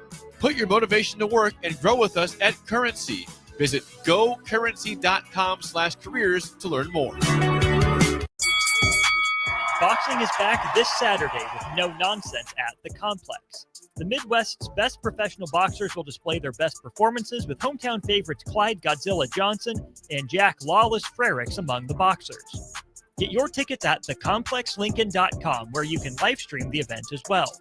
Doors open at 6 p.m. with first bout at 7 p.m. this Saturday, August 30th at the Complex at 1555 Yolanda Avenue. Back to old school with Foreman and Oerman on 93.7 The Ticket and theticketfm.com. Welcome back to it. It is old school, halfway through the show. 3 to 6 weekdays here at 93.7 The Ticket and theticketfm.com. We are headed to our Aloe Fiber VIP line, where we are joined by Evan Bland of the Omaha World Herald. Evan, a happy, beautiful Wednesday weather-wise to you. Hopefully this holds up for Nebraska and Cincinnati tomorrow. How are you doing? Doing great, man. It's football weather. It's almost football season. It just feels right. What is football weather to you? Is this quintessential football weather? Do you like a little bite in the air? Do you like the warmer? Where are you at with what you consider football weather? I think football weather is when there's just a touch of chill in the air during the day, and you got to throw on a hoodie at night. Like that's like fall weather. So I think of leaves changing a little bit, like this 90-degree stuff. Not so much. Like that's training camp weather, I suppose. And some years the weather like cooperates with the schedule. Some years it doesn't. It just kind of feels right. Like you kind of have that right now. It's a little bit of a chill, and you might want to go light jacket for the evening. That sounds like good football weather to me. I think that's ideal, but do you still consider snow football weather? Sure. Yeah. I mean, you get into November and you've got the steel gray skies and it's frigid and kicking a football is like kicking a brick, that kind of thing. Yeah, sure. I think you get late into the year and that feels like Big Ten football weather, maybe more specifically than anything, when running the ball and toughness and depth and all that kind of comes into play. But let's enjoy that first half first, where it just kind of feels like the start of the season coincides with the school year and all the excitement that goes with that. I think people are definitely feeling that right now. Should be a beautiful night for football at Arrowhead Stadium tomorrow. Great venue for a game. Of course, Nebraska has a little bit of history down at Arrowhead, but plenty of history in the city of Kansas City. Lots of ties on the current roster and in Husker history. Evan wrote a really good piece about that for Omaha.com. Evan, as you look at this current Nebraska team in 2025, what were some of those kind of neat connections that stood out to you between this Huskers program, really not just the team, but front office coaches as well,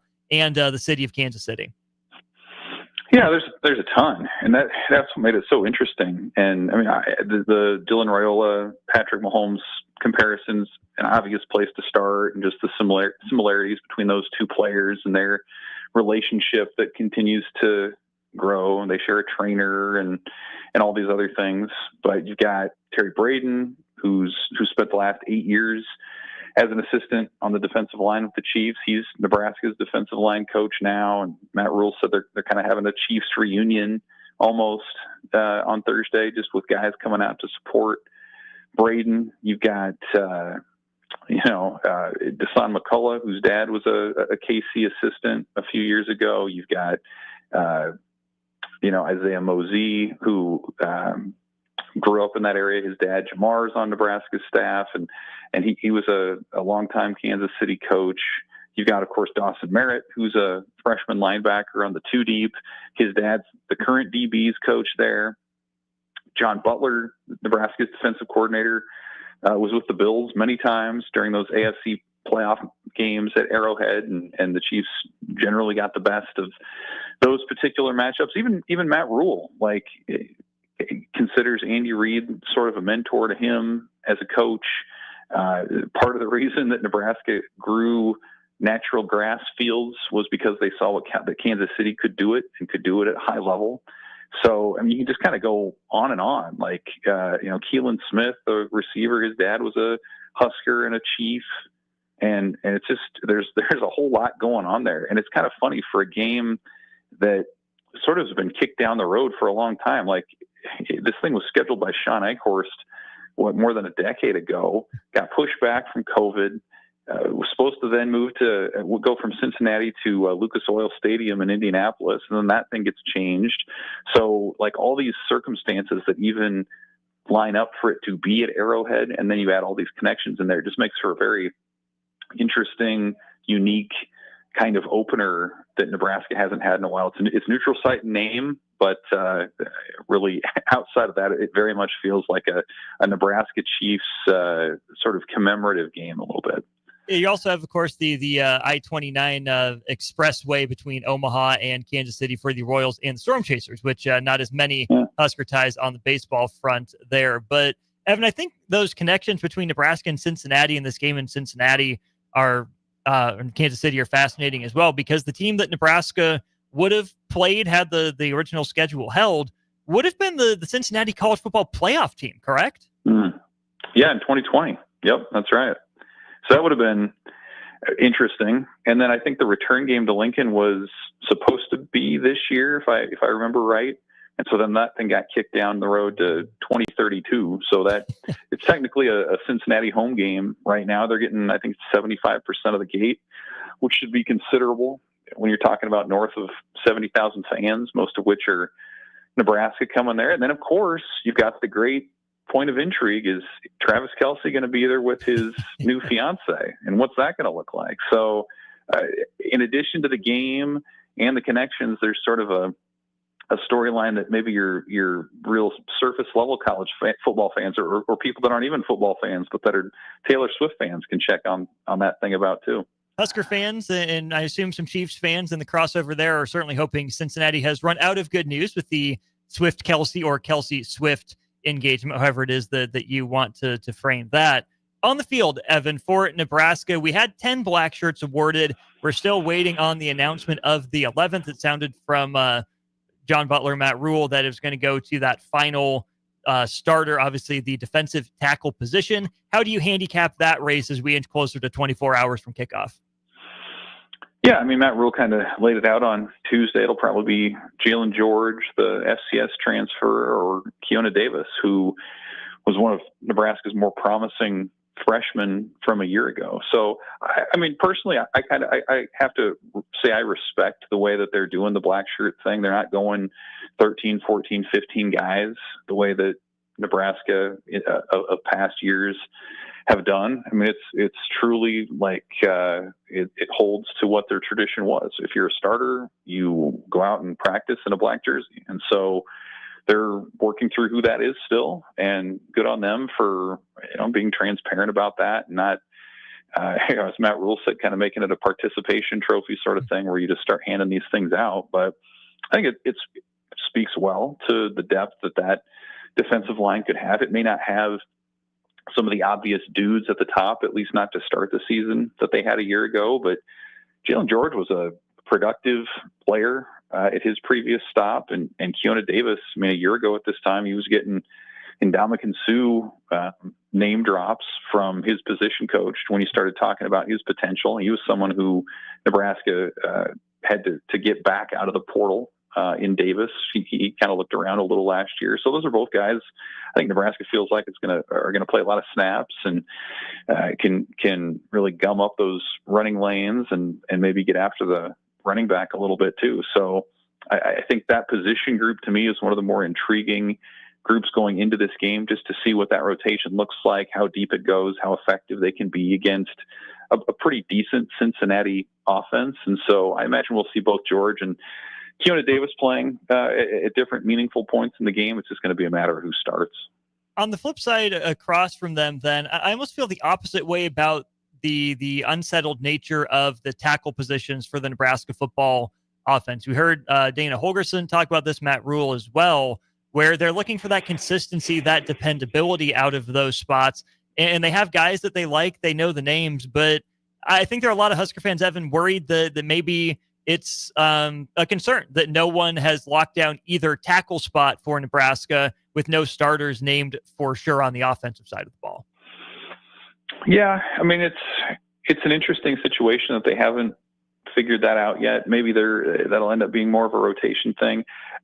I would say that it's not like these guys are all total unknown commodities. Like, we know what a season looks like with Gunnar Gatula at left tackle, and we just saw it over the course of 9.5 games last year when he was out there, and he did a pretty good job. A guy who started last camp is the number 3 tackle behind, incidentally, the guys now who are back and competing as well with him, and Teddy Prohaska and Turner Corcoran. So I don't think you feel like it's going to be a disaster by any stretch of the imagination. All these guys have started either at Nebraska or elsewhere. In the case of Elijah Pritchett, Tyler Kanak was someone that Matt Rule said at Media Days a month ago he'd probably be the first guy out there at right tackle. So they're working through it. I think just given what we know about the guys, that's kind of why I tend to lean toward maybe they actually do have some depth there, as opposed to nobody stepping up and it's going to be a point of weakness. Now, ideally, yeah, of course, you want to have,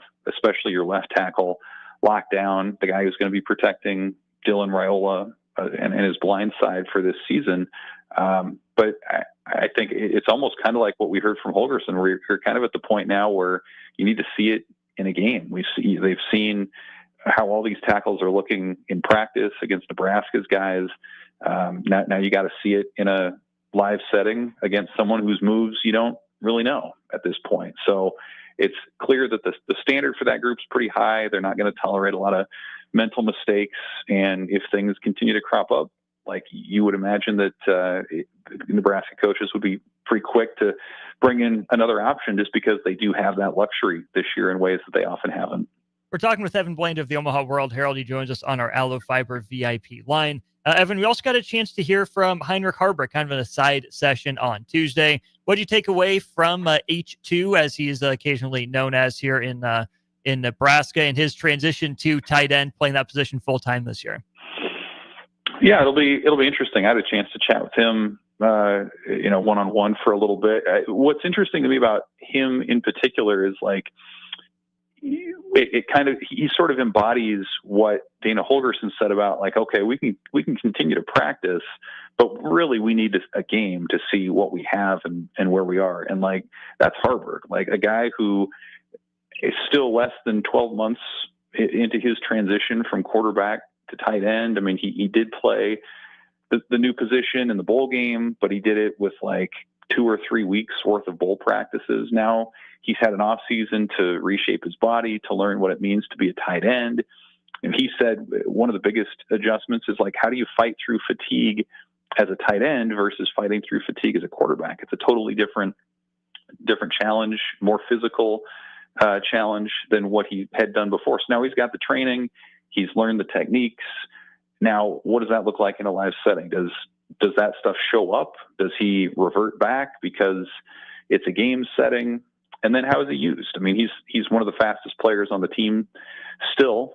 So you would think the way that they use him in certain packages might look a little different than how they would use Luke Lindenmeyer or maybe even Carter Nelson. So how he adjusts to that game setting, how he incorporates what he's learned into the offseason, into Thursday, and then how Nebraska uses and leverages that speed, to me, are two of the more interesting things that you can talk about, you can rep, and now it's just time to see how it plays out. Evan, what are the 2 or 3 things you're most interested in seeing how they do, in fact, play out tomorrow about 8 o'clock for Nebraska and Cincinnati? Well, I think Dylan Raiola is an obvious place to start and just see how he's evolved as a leader, as a quarterback from last year. I still think he's a guy who can complete 70% of his passes, just because Nebraska's not asking him to drop back and sort of play backyard football. Like, they want him to get the ball out quick. They believe they have skill players around him to do it. Get that ball into the hands of your running backs on swing plays, or get it to your tight ends. If your top receiver options aren't available, clearly they've upgraded the receiver spots. So just kind of seeing how that all looks for Raiola when he picks his opportunities to run on a 3rd and short. How quick is he to pull the ball down and just get those few yards? I just think seeing how that looks, that chemistry between him and Dana Holgorsen, especially, how does that look in an opener against a pretty good Cincinnati defense with some legitimate future professional players on it? So I'd start with that. And then I think even though you're not going to sort of get a final grade from special teams in the first game, I think you want to see signs of where that thing could go. You want to see Archie Wilson, have a couple punts that pin Cincinnati deep. You want to see Ja'Cory Barney and that punt return game do something, be aggressive and try to return one, maybe flip the field, whatever it might be. So I think that's something else you're looking for. Clearly the culture on special teams has changed under Mike Eckler. Now, what does that look like in the opener when maybe that phase of the game could make a difference in what should be a close one? Nebraska and Cincinnati, I believe it's a 6 or 7 point spread in favor of the Huskers right now. Last thing for you then, Evan, any chance that either you or Wilson Moore could turn into the tailgate correspondent down there in the legendary Kansas City tailgate scene?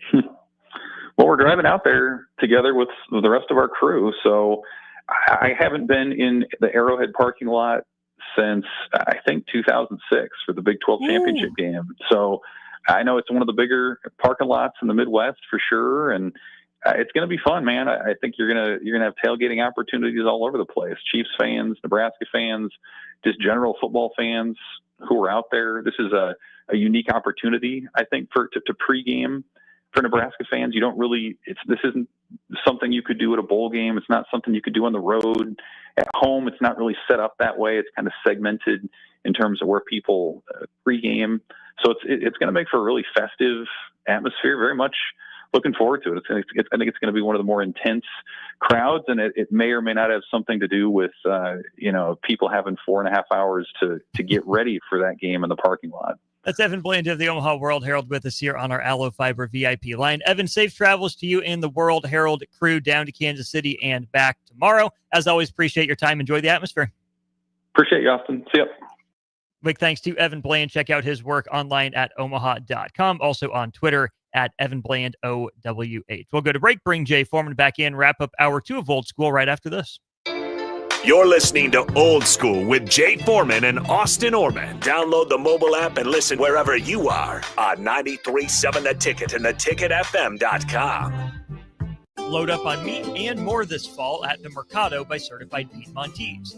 This week's specials through September 2nd are $1 off buns, 15% off cheese and crackers, 10-ounce grass-fed, grass-finished New York strips for $17.99 each, and steakhouse burger packs for $13.99.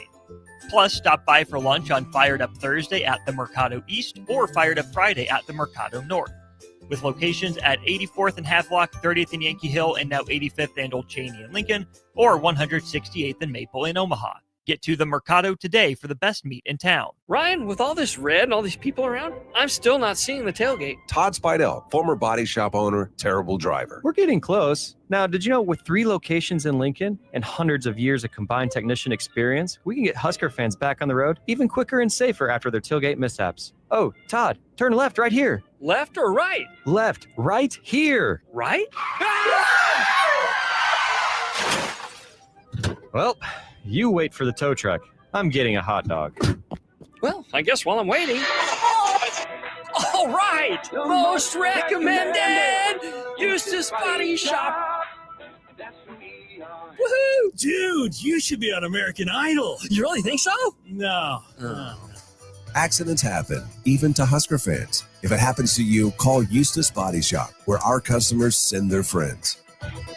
The most recommended Eustace Body Shop. That's who we are. Are you looking for an exciting new way to put your skills to work? Explore new career options in the fintech industry at Currency, a Sandhills Global company. We offer full-time positions in financial sales, compliance, operations, and other fields. We also offer a 4.5-day work week, an attractive benefits package, and opportunities for advancement. Put your motivation to work and grow with us at Currency. Visit gocurrency.com/careers to learn more. Boxing is back this Saturday with no nonsense at the Complex. The Midwest's best professional boxers will display their best performances with hometown favorites Clyde Godzilla Johnson and Jack Lawless Frericks among the boxers. Get your tickets at thecomplexlincoln.com, where you can live stream the event as well. Doors open at 6 p.m. with first bout at 7 p.m. this Saturday, August 30th at the Complex at 1555 Yolanda Avenue. Shopping for new flooring is different today. Getting your questions answered, making the right selection, getting the best value, and installed quickly and professionally. Visit ostreetcarpet.com or shop our store. We'll answer all your questions and help you make the right choice. You'll be enjoying your new floor in just days for less than you'd pay elsewhere. Carpet, vinyl, wood, laminate, tile, and area rugs. We've got it all. O Street Carpet. 1732 O Street. Family owned and operated. Always the best value. When the clock strikes 0 after every Nebraska football game, there's only one place to go for instant coverage. Tune in for the Husker After Party Postgame Show on 93.7 The Ticket for each game, win or lose. Call in with all your takes or text the show at 464-5685 and hear quotes from the players and coaches, too. It's the Husker After Party Postgame Show, sponsored by Anderson Ford and Vinnie Kreekak of State Farm Insurance. Start your Sundays off right with Jeff and Nicole Essink on Fitness Fanatics. Jeff and Nicole discuss health and wellness, how to achieve fitness goals, and more through the life of gym owners and gym goers. It's Fitness Fanatics from 9 to 11 a.m. on Sundays on 93.7 The Ticket and theticketfm.com. Are you ready for a new opportunity? Check out Sandhills Global. Join a dynamic team where your skills are valued and your career can soar. We offer full-time positions with a 4.5-day work week, competitive pay, excellent benefits, and a positive work environment. From IT and marketing to sales and finance, we're looking for talented individuals like you. Apply today at sandhills.jobs and take the first step towards an exciting future. That's sandhills.jobs. Don't wait. Apply now. Rosie's Sports Bar and Grill, open for lunch and dinner at 1501 Center Park Road, just south of 14th and Highway 2. Back to Old School with Foreman and Oerman on 93.7 The Ticket and theticketfm.com.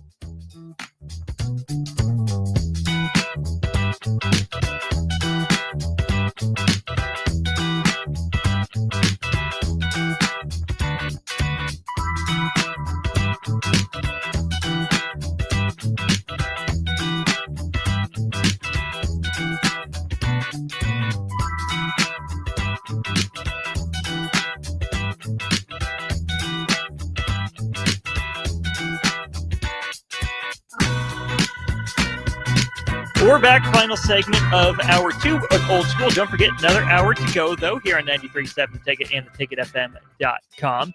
Big thanks to Heartland of Nebraska Windows for their sponsorship of our 4:30 segments, and Love Volleyball Nebraska for their sponsorship here of our 4:45 segments. Really quick, Jay, here in just a couple minutes.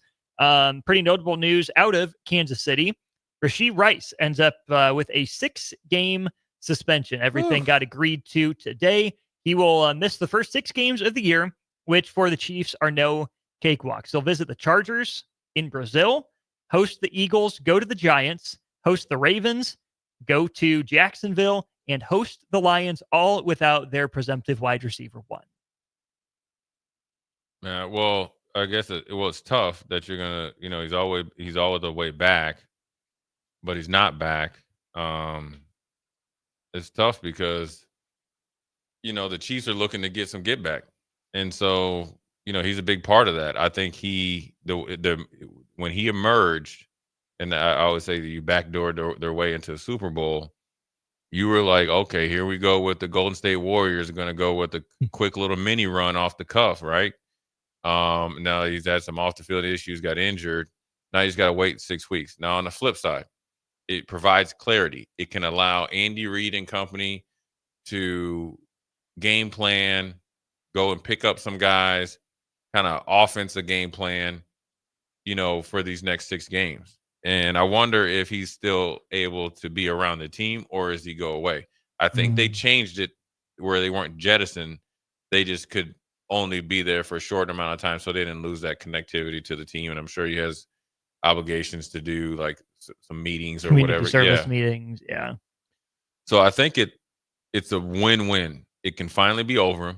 And because remember when it first came out, they were like, oh, he could play the first six games and he might get suspended. The Sharon Moore, just get it done and get it over with, and it gives them some other time, more time to, keep doing the right thing and keep getting healthy, and then when he comes back and hit the ground running. So if you're the Chiefs in this circumstance, are you trying to slot Xavier Worthy into that role? Are you trying to slot someone further down the roster into Rashee Rice's role and have them do things that you'll ask Rashee Rice to do? Or you get Xavier Worthy comfortable in what he'll be asked to do when Rashee Rice returns, instead of, trying to flip-flop him into that role just to flip-flop back when Rashee Rice returns? Well, I don't think either one of them really can play his role because of he's so much bigger than them, and they're able to run offenses different. Now, what I think they can do, let's assume, and we hate to assume that, right? Let's assume Travis Kelce is motivated and obviously healthy, right? Mm-hmm. This is where I think you see him emerge. Then also I think you can use more of Noah Gray. You started to see that. Now, and that's the difference. Then it would allow Worthy, whether it's Hollywood Brown or Thornton, and do not trip. Do not put it past the Chiefs to make one of their sneaky post training camp veteran pickups, and it ends up paying dividend or paying dividends. Now, the great thing about it with Rice being suspended, the closest thing that you've had in your building to Rice, and when you had him when his mind was right and he wasn't TikToking and Instagramming in the locker room, is Juju Smith-Schuster. Now, if you get him encapsulated, obviously he's a little bit older, probably can't play the same, to the same magnitude.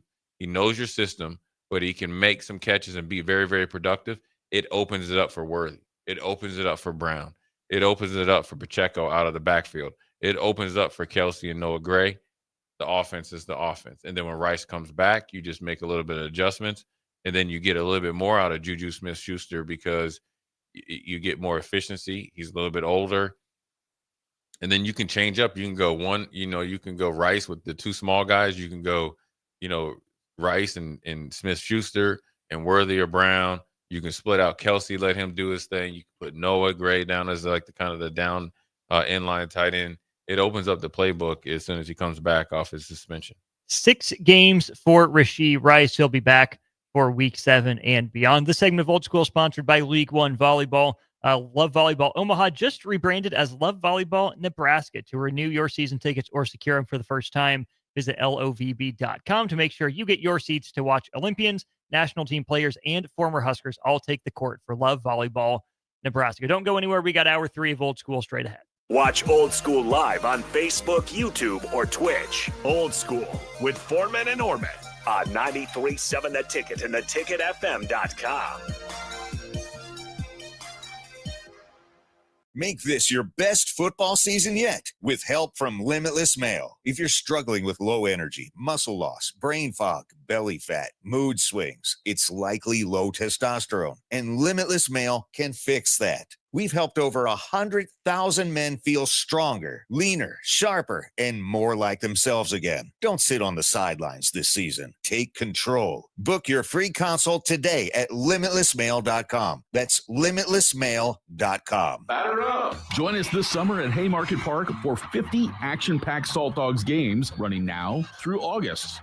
Visit saltdogs.com for updates on everything you need to know about weekly promotions, giveaways, and special events. That's where you'll find the latest updates to make sure you catch all the excitement and never miss a homestand you want to attend. Haymarket Park is your ticket to fun all summer long. Visit saltdogs.com to get your tickets and unleash the fun. Big news, Nebraska. Love Omaha is now Love Nebraska. This is more than just a new name. It's a tribute to what Nebraska represents in the world of volleyball. It's still the same team with the same mission, led by players you know and love. Now backed by a new ownership group led by Jordan Larson. As Love Nebraska, they're entering an exciting new chapter, pushing for a championship title in 2026 and building new opportunities for the next generation of players across the state. They want you with them. Let's show the world how Nebraska plays volleyball. Join the movement at lovneb.com and sign up to become a Love Nebraska insider today. This is Lincoln's home for sports talk on the FM dial. Also online at theticketfm.com. On the internet. KNTK FM Firth. 93.7 The Ticket. 93.7 The Ticket. Fox. KFXL Weather. Brought to you by Bryant Air Conditioning, Heating, Electrical, and Plumbing. Your Lincoln forecast for today, we'll see mainly cloudy skies with a light breeze from the south, an afternoon high around 79. Tonight, mainly cloudy skies with light winds, a low around 61. Tomorrow, we'll see partly sunny skies with light winds, an afternoon high around 80. I'm meteorologist Kyle Flecker for 93.7 The Ticket and theticketfm.com. Load up on meat and more this fall at the Mercado by Certified Piedmontese. This week's specials through September 2nd are $1 off buns, 15% off cheese and crackers, 10-ounce grass-fed, grass-finished New York strips for $17.99 each, and steakhouse burger packs for $13.99. Plus, stop by for lunch on Fired Up Thursday at the Mercado East or Fired Up Friday at the Mercado North, with locations at 84th and Havelock, 30th and Yankee Hill, and now 85th and Old Cheney in Lincoln, or 168th and Maple in Omaha. Get to the Mercado today for the best meat in town. Shopping for new flooring is different today. Getting your questions answered, making the right selection, getting the best value, and installed quickly and professionally. Visit ostreetcarpet.com or shop our store. We'll answer all your questions and help you make the right choice. You'll be enjoying your new floor in just days for less than you'd pay elsewhere. Carpet, vinyl, wood, laminate, tile, and area rugs. We've got it all. O Street Carpet. 1732 O Street. Family owned and operated. Always the best value. Big box stores are tempting for buying equipment for your high schooler in sports or for yourself in your sports leisures. But buying new is awfully expensive. Why not go somewhere with new and used options? Play It Again Sports has quality, slightly to gently used equipment, and 50% of their inventory is actually new equipment. And it's more than baseball, softball, and golf. They also have equipment for disc golf, fitness, hockey, and more. Plus, they're always buying products. Bring your gear you're done with and get trade money on the spot. Play It Again Sports at 48th and Vine. A lot of businesses say they're family focused, but when tough situations in life arise, the business wants anything but your best interests. James Enterprise Incorporated is hiring, and they will always treat their employees like family, just as they do their customers. James Enterprise Incorporated is hiring Class A and B CDL drivers, a shop tech, and a diesel mechanic. If you're looking for a career with a company that goes above and beyond to value you and your family, Apply today at jamesenterpriseinc.com or call 402-432-6740. Have you been injured in an accident and don't know where to turn? You need an attorney you can trust to handle your case with professionalism and compassion. The attorneys at Liberty Law Group understand that a call to an attorney is a call for help. If you've been injured, we want to help you. Liberty Law's experienced attorneys are committed to the pursuit of justice for those injured. Call Liberty Law Group and find out how we can help get you the compensation you deserve. Call 877-42-LIBERTY. 877-42-LIBERTY. Liberty Law Group. Trial attorneys you can trust. Hi, Sean Callahan here for Koppel Chevrolet GMC. This month kicks off Koppel's 50th anniversary sale. We're celebrating 50 years by offering an additional $500 discount to the next 100 customers that buy a new vehicle. This is in addition to the huge savings already in place. You can take an extra $500 off our discounted price, or we can cut you a check on the spot. Celebrate with savings and see why customers have trusted Koppel since 1975. It's our way of saying thank you for all these years. When the clock strikes 0 after every Nebraska football game, there's only one place to go for instant coverage. Tune in for the Husker After Party Postgame Show on 93.7 The Ticket for each game, win or lose. Call in with all your takes or text the show at 464-5685 and hear quotes from the players and coaches too. It's the Husker After Party Postgame Show, sponsored by Anderson Ford and Vinny Krikak of State Farm Insurance.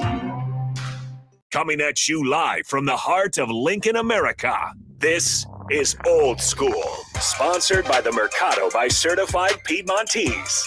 Nebraska Football Hall of Famer Jay Foreman and Austin Oerman. Old School with Foreman and Oerman on 93.7 The Ticket and theticketfm.com.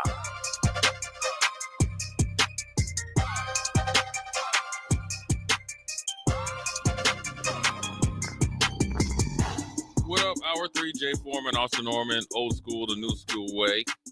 We are brought to you by the Mercado, Certified Piedmontese, Special Greets and Butcher Shop, 84th and Havelock, 30th and Yankee Hill, 85th and Andre Mattis / Old Cheney, and 168th and Maple up there in the O. We are essentially 24 hours or 27 hours away from kickoff.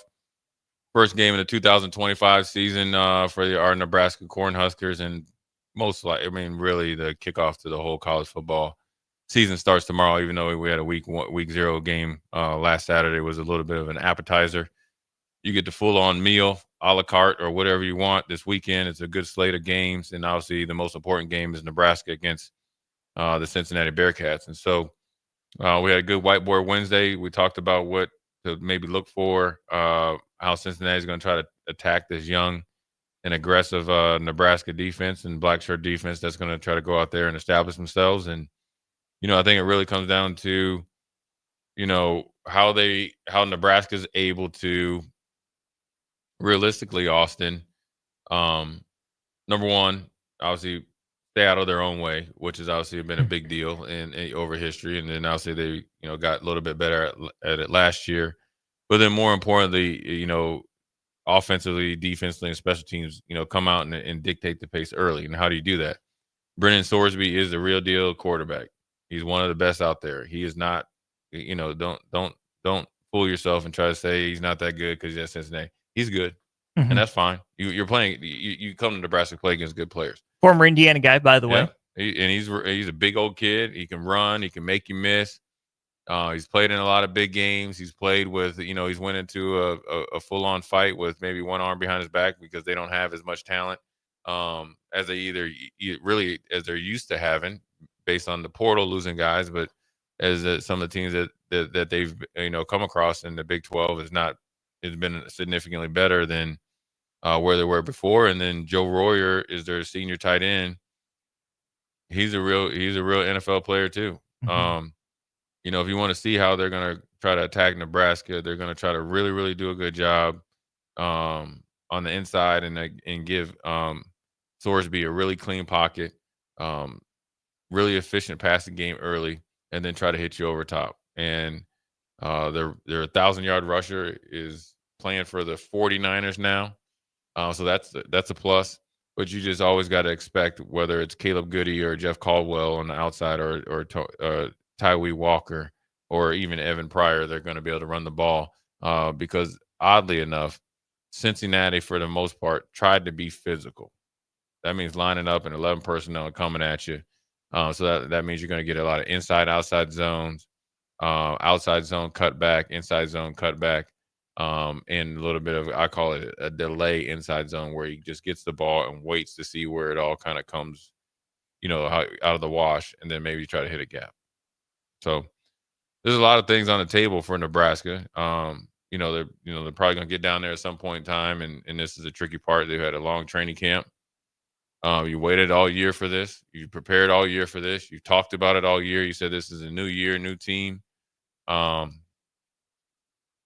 you got to go out there and show everybody how you've been practicing. I mean, that's really what you were going to do. This game is just you're not going to do anything generally new that you hadn't been doing for since spring. Since spring. At the very least. Yeah. If not for a couple of years now, if not getting back to November for a lot of these guys, right, especially on the offense, and at least since bowl prep season on the defense. Now, who knows what they were able to add during those 15 extra, hallowed practices for the bowl game.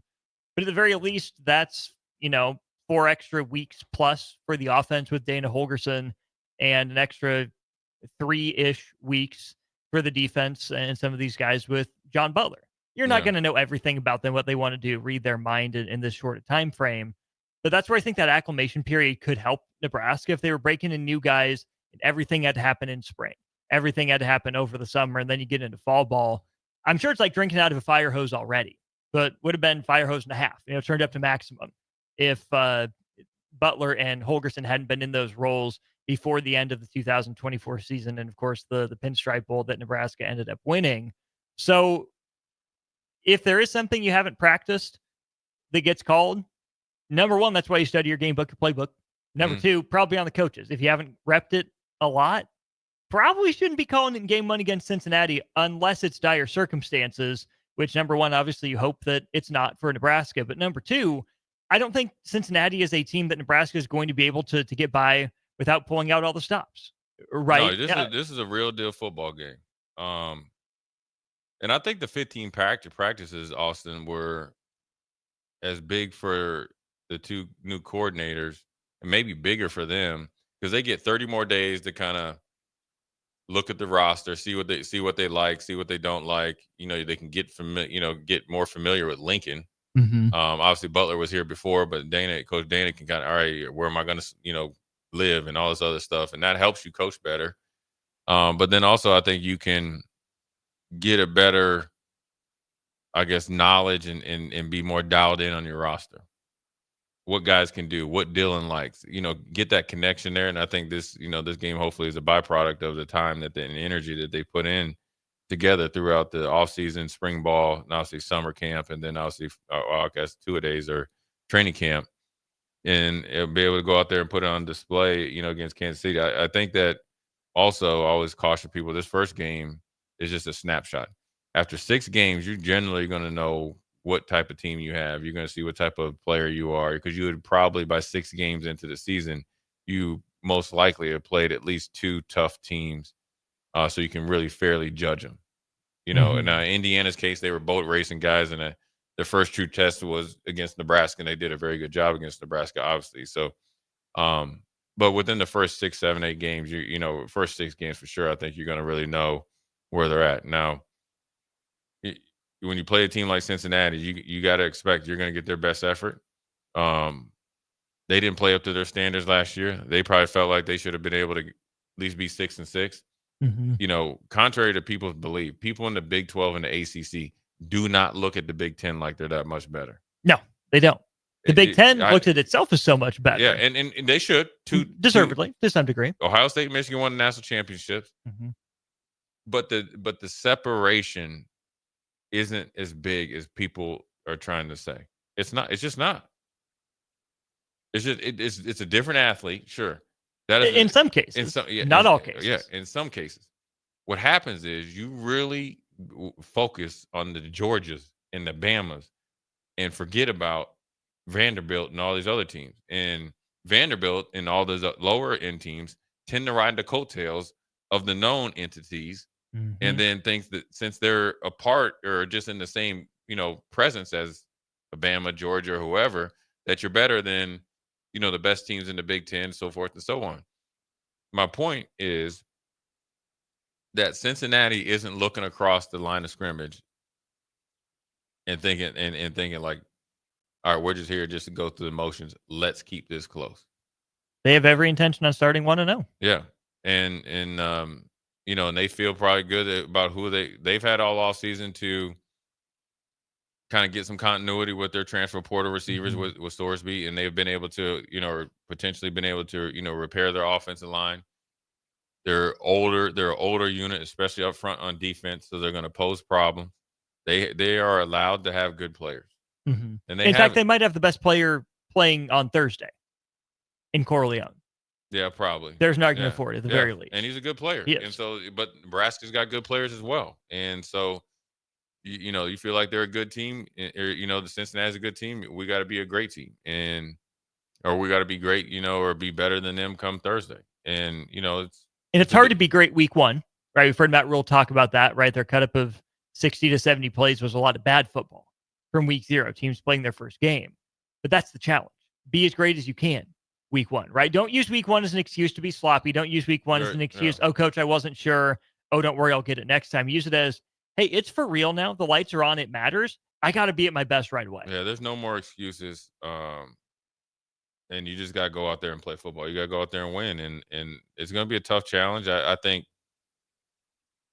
relatively the game's going to be pretty close. I think Nebraska can, in their own way, blow these guys out. That means it was, you can win by 10 plus points and it never really be a threat, even though you're not continuing to add to the lead. So it's an interesting time because, right now like if you think about it, Austin, like I'm big on the energy, right? Mm-hmm. Just right now in Lincoln, the energy is like real subdued. You know what I'm saying? It's chill right now. Mm-hmm. Probably because everybody's trying to make plans to get out of town, right? And that's fine. But come tomorrow night, the biggest step for this team is it can't be circumstantial on how you play this game. No. I mean, I'm talking about just play the game of football. You can't depend on the crowd. You can't get used to the crowd. You can't think you're entitled to blind crowd noise. You have to create the crowd. You have to create the advantage. How many times have you ever heard of a player or after a big win and the crowd had a big factor that, man, we played like crap, man, but that crowd was great for us? It never won't happen. No. So you got to go out there and create your own, anarchy on Cincinnati sideline.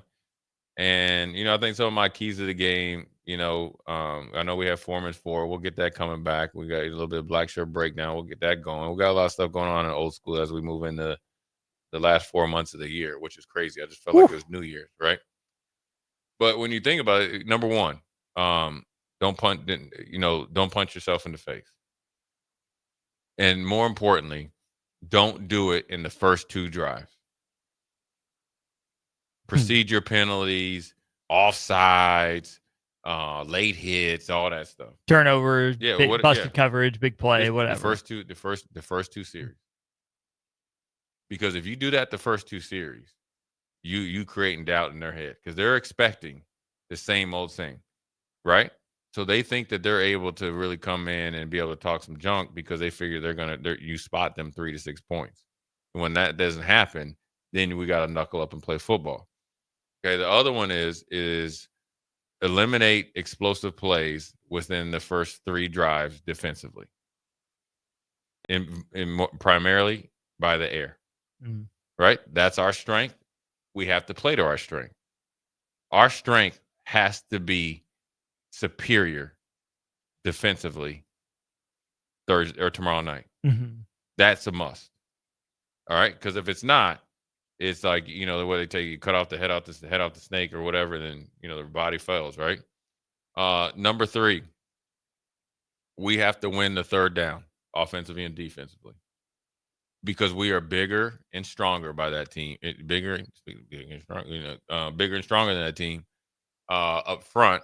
The more times that we can get the offense or the ball to the offense, we will be able to wear them out. Mm-hmm.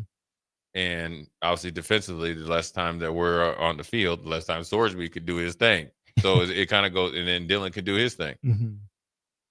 And number 4, the most important, we got to win the most 12. We got to win the 12 most important minutes of the game.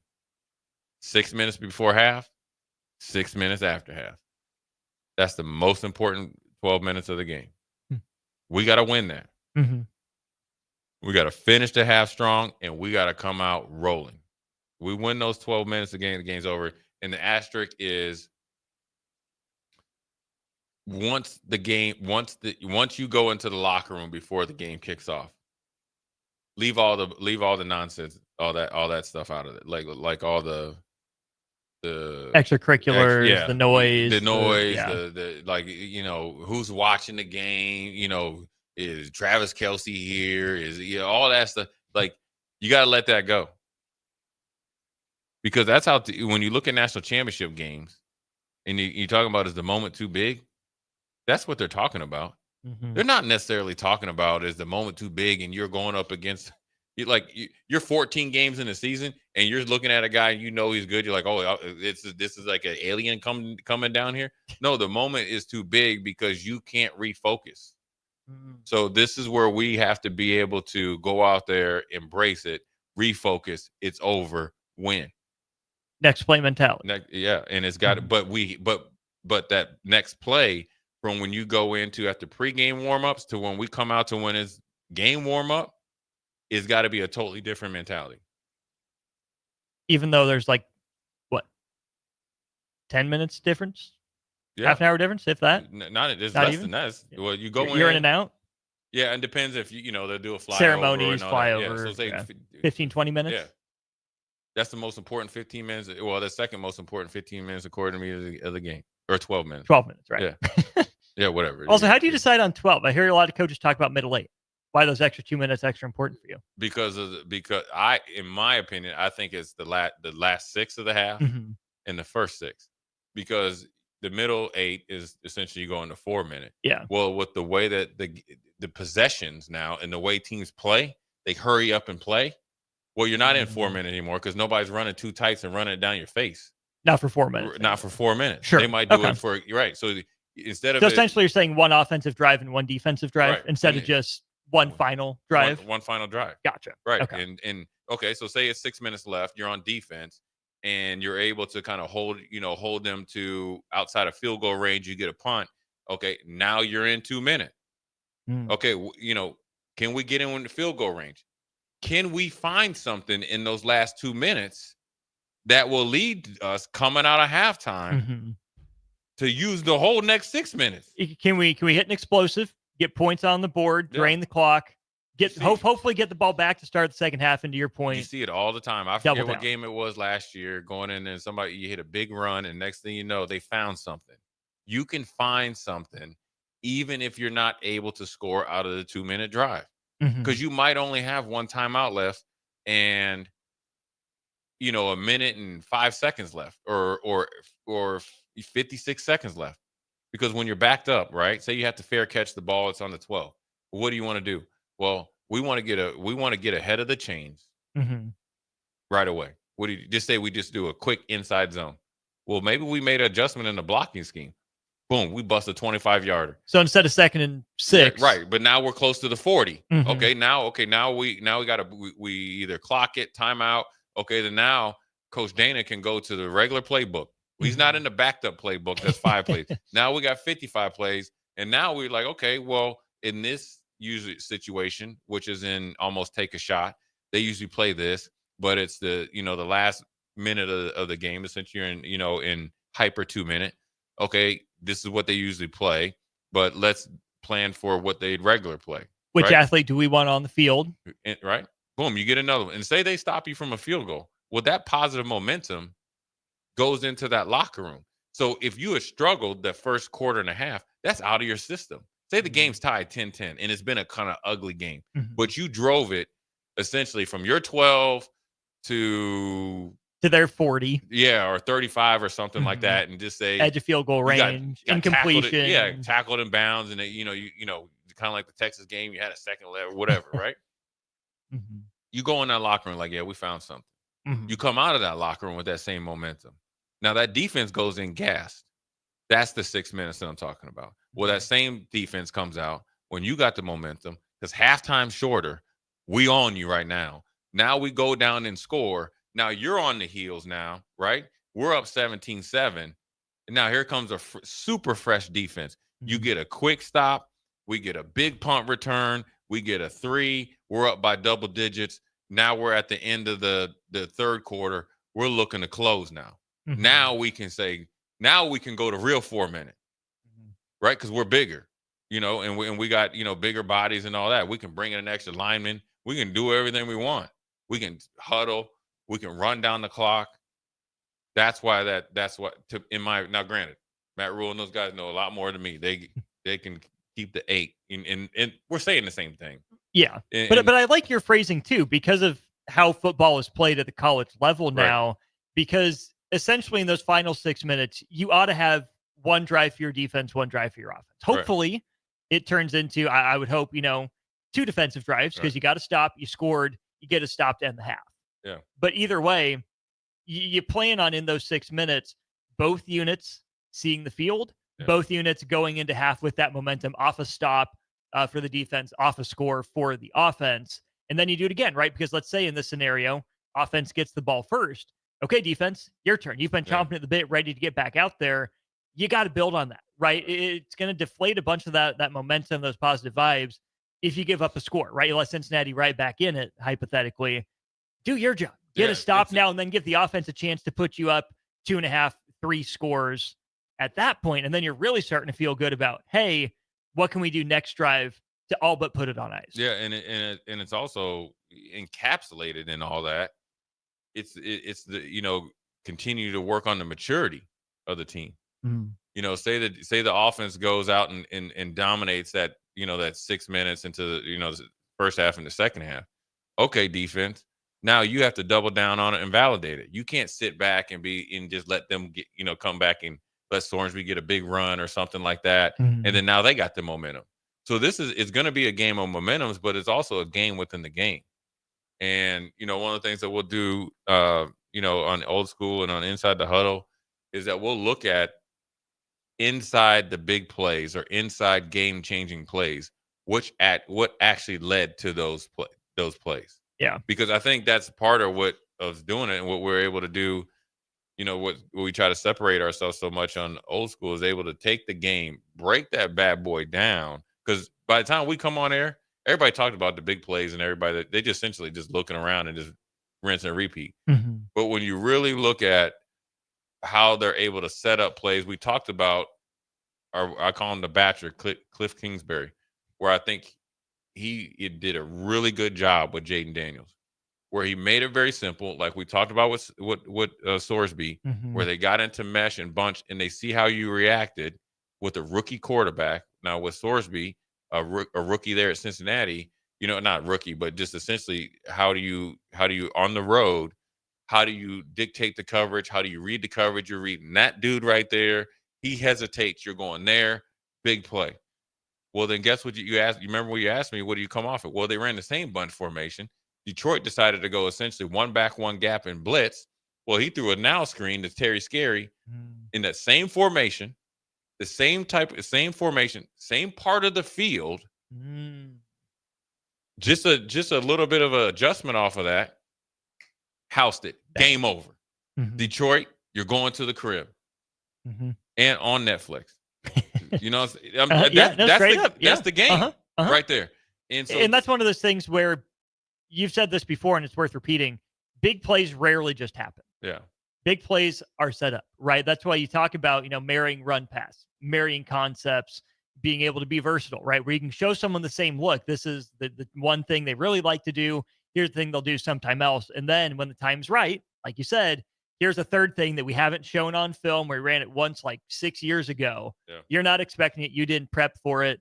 Now, of course, people fall down. People Right. miss their Sure. assignments. Yeah, But that's not, you can't put that in your game, in your playbook. That's not here's the we're gonna run the let's hope the Bears safety is dancing around in the end zone play. Yeah, and one of the things that before we go to break is how you like it's no different than a basketball player. Like you talk, Kobe Bryant, where they said he worked on one move like hours a day because you want everything to look the same. Well, it's the Bruce Lee, right? I'd rather, face a man who practices 1,000 kicks once than the guy who practices one kick 1,000 times. Right. And so that's where you want to be able to be very efficient, both defensively and offensively. And it's going to play a big part. What happens in, what is it, 20? I got in trouble for my math to start the show, so I'm done mathing. 26 and, I don't know. 26 and a half hours? Yeah, 26 and a half hours. But what we're going to do is we're going to take a quick break, come back, and I'm going to break down two players on offensive, defensive for Nebraska that really need to play well, or look at could play big roles, lead them to victory. Jay Foreman, Austin Oerman, Old School. We'll be right back. You're listening to Old School with Jay Foreman and Austin Oerman. Download the mobile app and listen wherever you are on 93.7 The Ticket and theticketfm.com. Make this your best football season yet with help from Limitless Mail. If you're struggling with low energy, muscle loss, brain fog, belly fat, mood swings, it's likely low testosterone, and Limitless Mail can fix that. We've helped over 100,000 men feel stronger, leaner, sharper, and more like themselves again. Don't sit on the sidelines this season. Take control. Book your free consult today at limitlessmail.com. That's limitlessmail.com. Load up on meat and more this fall at the Mercado by Certified Piedmontese. This week's specials through September 2nd are $1 off buns, 15% off cheese and crackers, 10-ounce grass-fed, grass-finished New York strips for $17.99 each, and steakhouse burger packs for $13.99. Plus, stop by for lunch on Fired Up Thursday at the Mercado East or Fired Up Friday at the Mercado North, with locations at 84th and Havelock, 30th and Yankee Hill, and now 85th and Old Cheney in Lincoln, or 168th and Maple in Omaha. Get to the Mercado today for the best meat in town. At Fairway Meat Market, you're family, and as part of the family, they want to save you money on your meat and groceries. Now, through August 31st, enjoy USDA Choice whole boneless ribeye loin for $14.99 per pound. All natural boneless chicken breast for $2.99 per pound. All natural whole bone-in pork butt, $1.69 per pound, and buy 5, get 5 free on brat patties. That's all at Fairway Meat Market in the Rockledge Square Shopping Center, just south of 84th and Van Dorn. Start your Sundays off right with Jeff and Nicole Essink on Fitness Fanatics. Jeff and Nicole discuss health and wellness, how to achieve fitness goals, and more through the life of gym owners and gym goers. It's Fitness Fanatics from 9 to 11 a.m. on Sundays on 93.7 The Ticket and theticketfm.com. Have you been injured in an accident and don't know where to turn? You need an attorney you can trust to handle your case with professionalism and compassion. The attorneys at Liberty Law Group understand that a call to an attorney is a call for help. If you've been injured, we want to help you. Liberty Law's experienced attorneys are committed to the pursuit of justice for those injured. Call Liberty Law Group and find out how we can help get you the compensation you deserve. Call 877-42-LIBERTY. 877-42-LIBERTY. Liberty Law Group. Trial attorneys you can trust.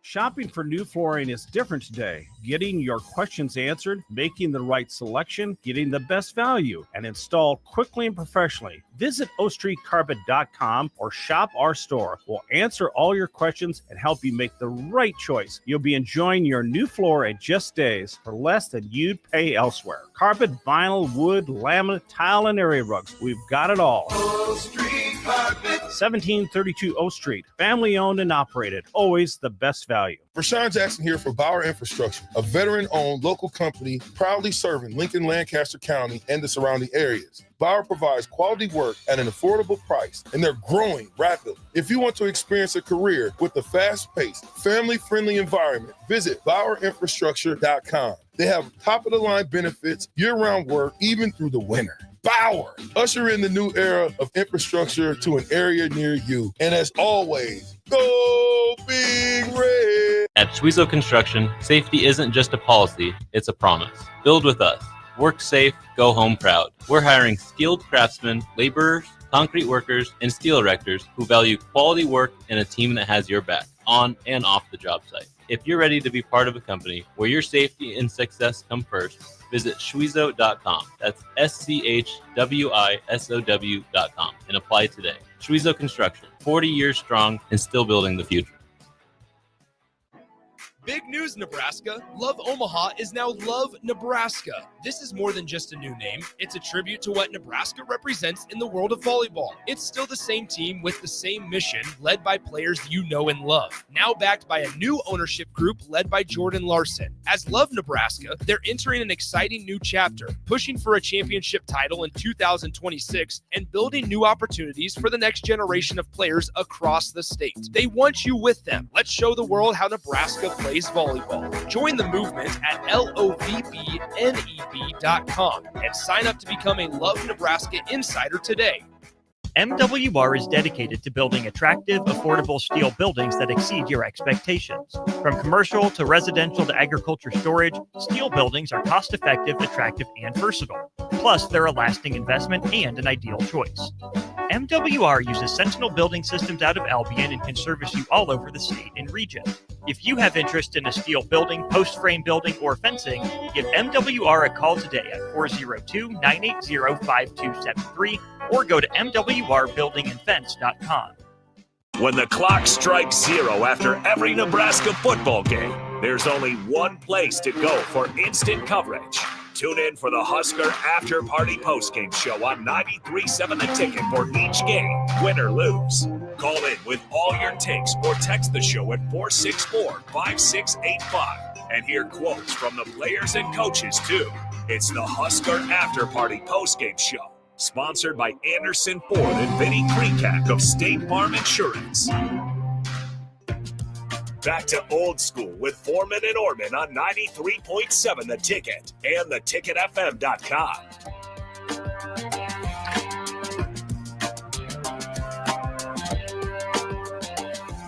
What up, we're back. Jay Foreman, Austin Oerman, second segment, diving into this game that's about 26 and a half hours away, man.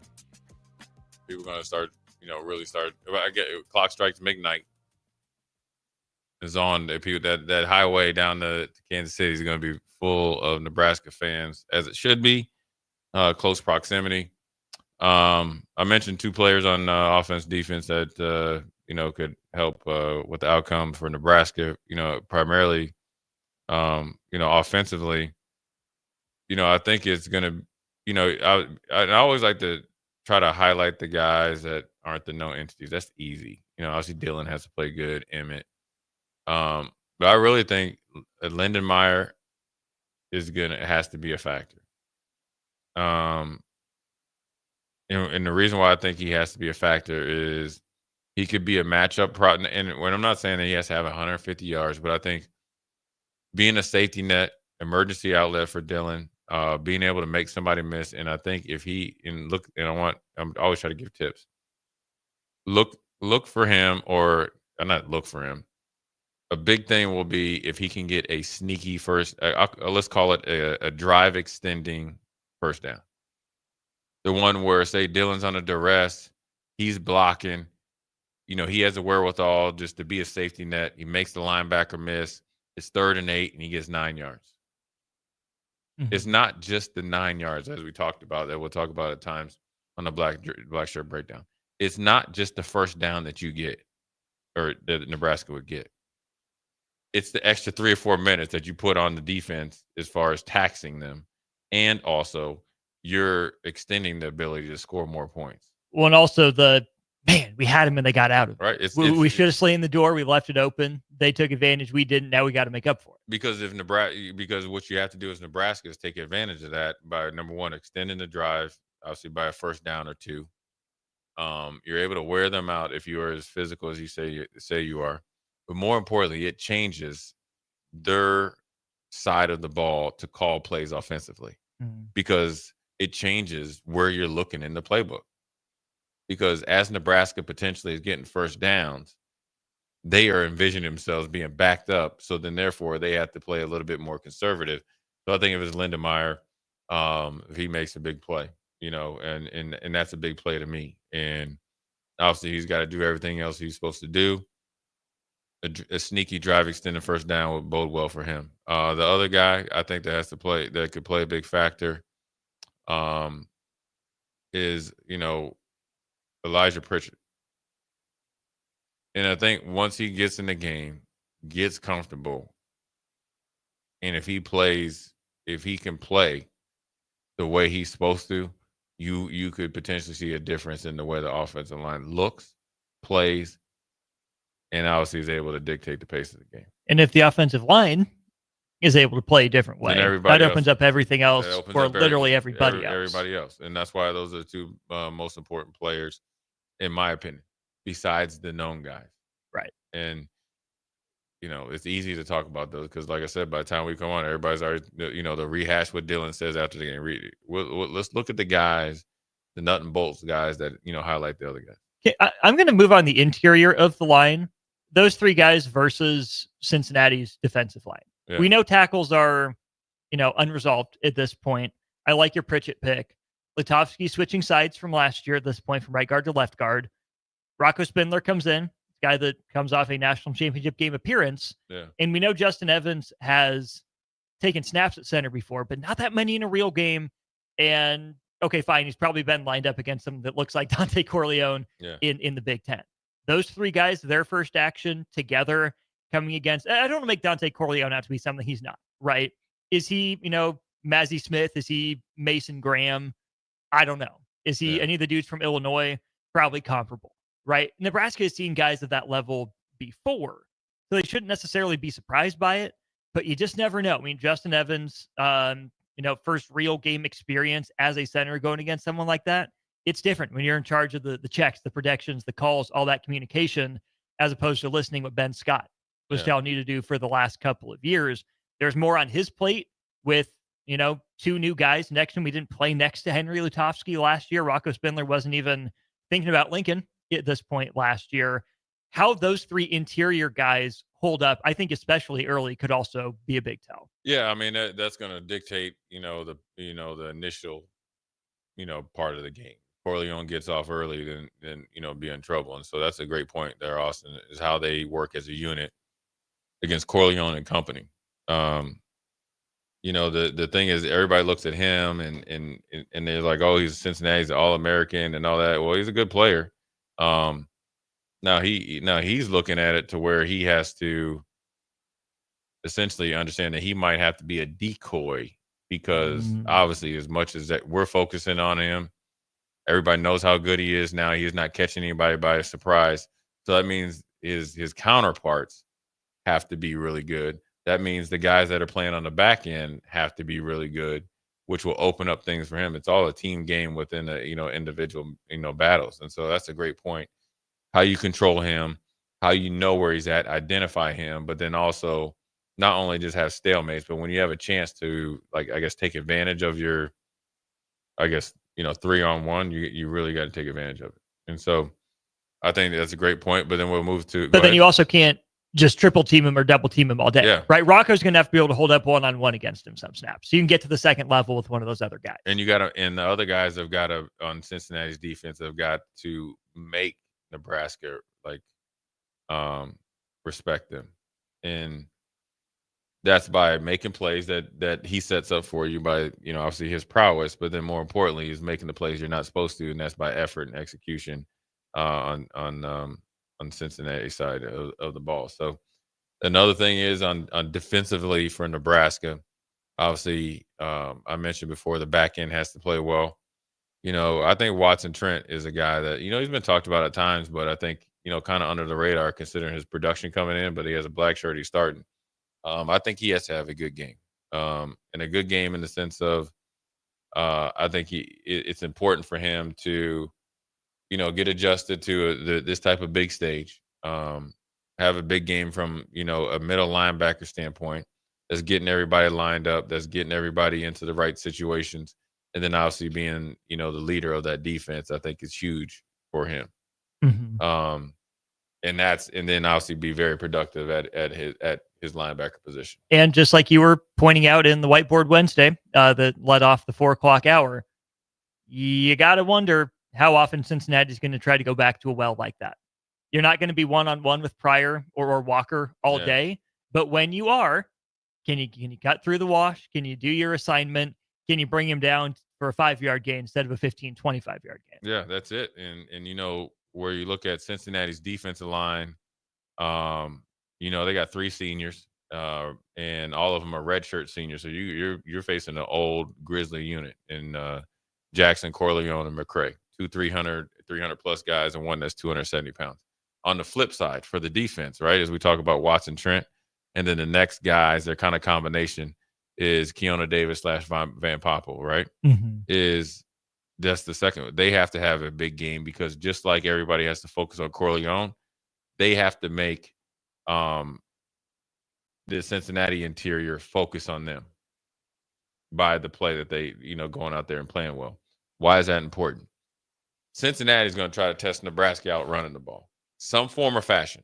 That's either direct runs or conventional runs, inside, outside zone, some tosses, some shifts, motions, and running the same plays, or throwing it out there into the short, flats or whatever, smoke screens.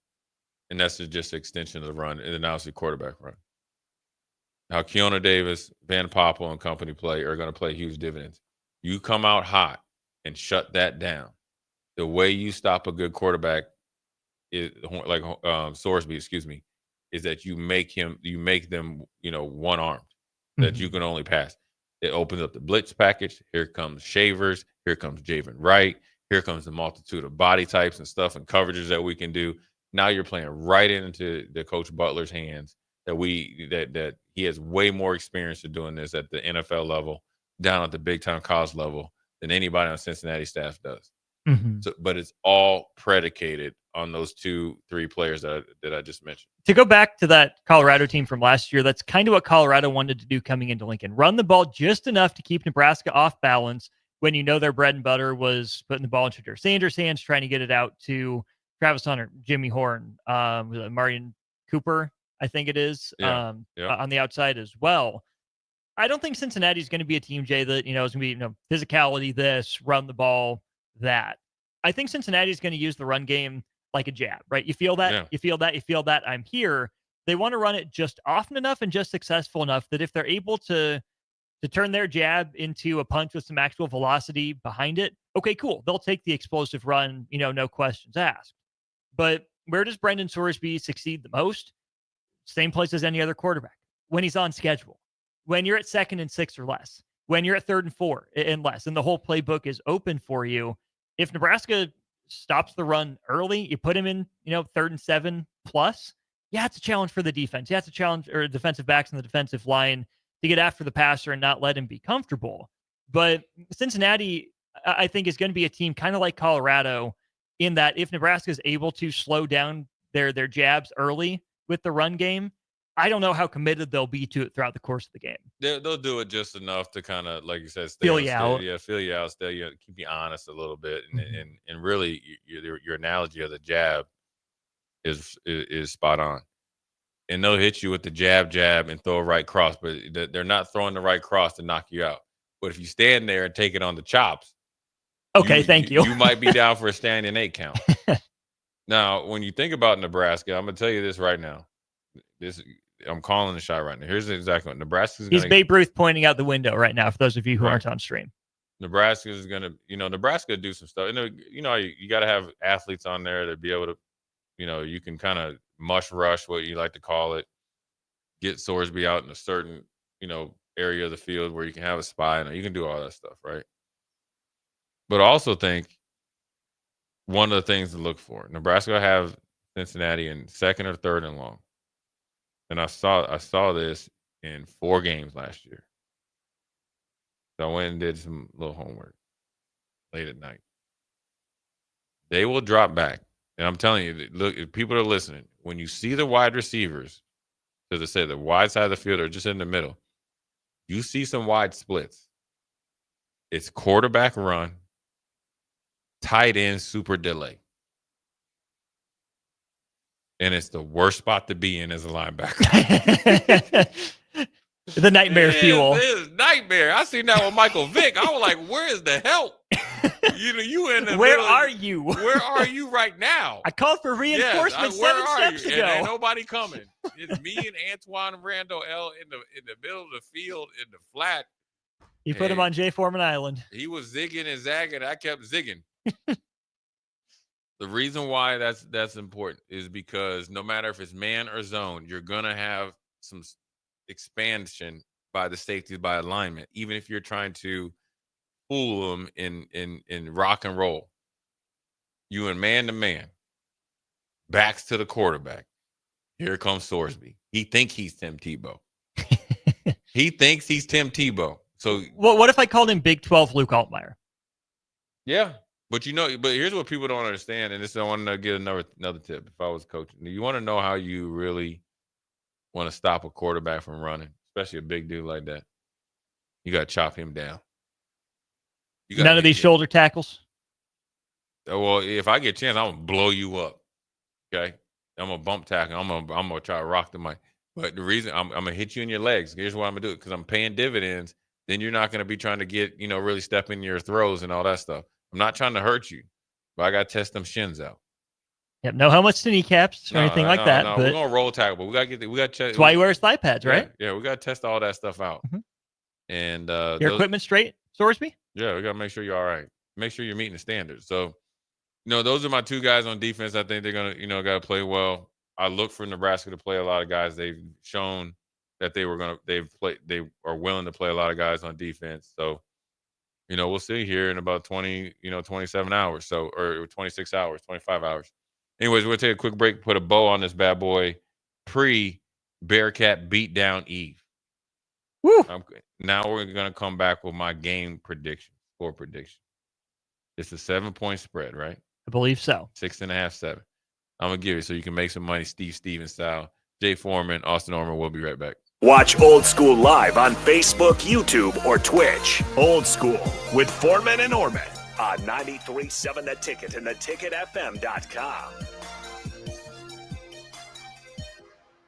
Hi, it's Charlie Stone and Andy Goodyear of Honda of Lincoln with more exciting news for area car buyers. Charlie, it's just announced that Honda of Lincoln has won 3 of the Lincoln Journal-Star's Lincoln Choice Awards: Best New Car Dealer, Best Auto Repair, and Best Place to Get Your Oil Changed. Wow, that's great, Andy. Anything else? Yes, we were runner-up for Best Pre-Owned Dealer and Best Tire Dealer. A lot of people don't understand that we do sell tires here. Very exciting, Andy. Why do you think your dealership is winning so many awards? Charlie, we simply say it's the Honda of Lincoln way of doing business. Looks like Honda of Lincoln is the great news headquarters for Lincoln. Yes, and even all of Nebraska, we are also announcing that Honda of Lincoln's the only dealer in the state of Nebraska to win the prestigious Honda President's Award for 2024. Honda of Lincoln, Nebraska's #1 volume Honda dealer, 27th and Yankee Hill Road, or online at hondaoflincoln.com. Mike, I've been thinking our house could really use a makeover. How about new siding? I've been thinking the same thing. Have you heard of James Hardy? Yes. Sarah down the street had Roofing Service Company install James Hardy siding on their home, and they love it. Roofing Service Company does have great reviews. They took her through the design process and made everything super easy. Roofing Service Company offers expert design and installation. Couple that with James Hardy's durable products and variety of colors, you and your family will love your exterior remodel. Just visit roofingservicecompany.com. That's roofingservicecompany.com.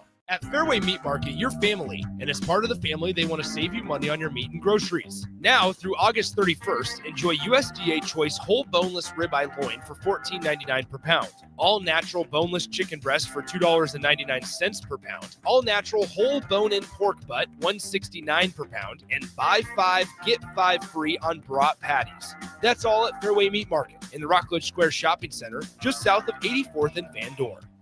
MWR is dedicated to building attractive, affordable steel buildings that exceed your expectations. From commercial to residential to agriculture storage, steel buildings are cost-effective, attractive, and versatile. Plus, they're a lasting investment and an ideal choice.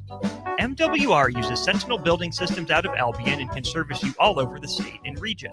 If you have interest in a steel building, post-frame building, or fencing, give MWR a call today at 402-980-5273 or go to mwrbuildingandfence.com.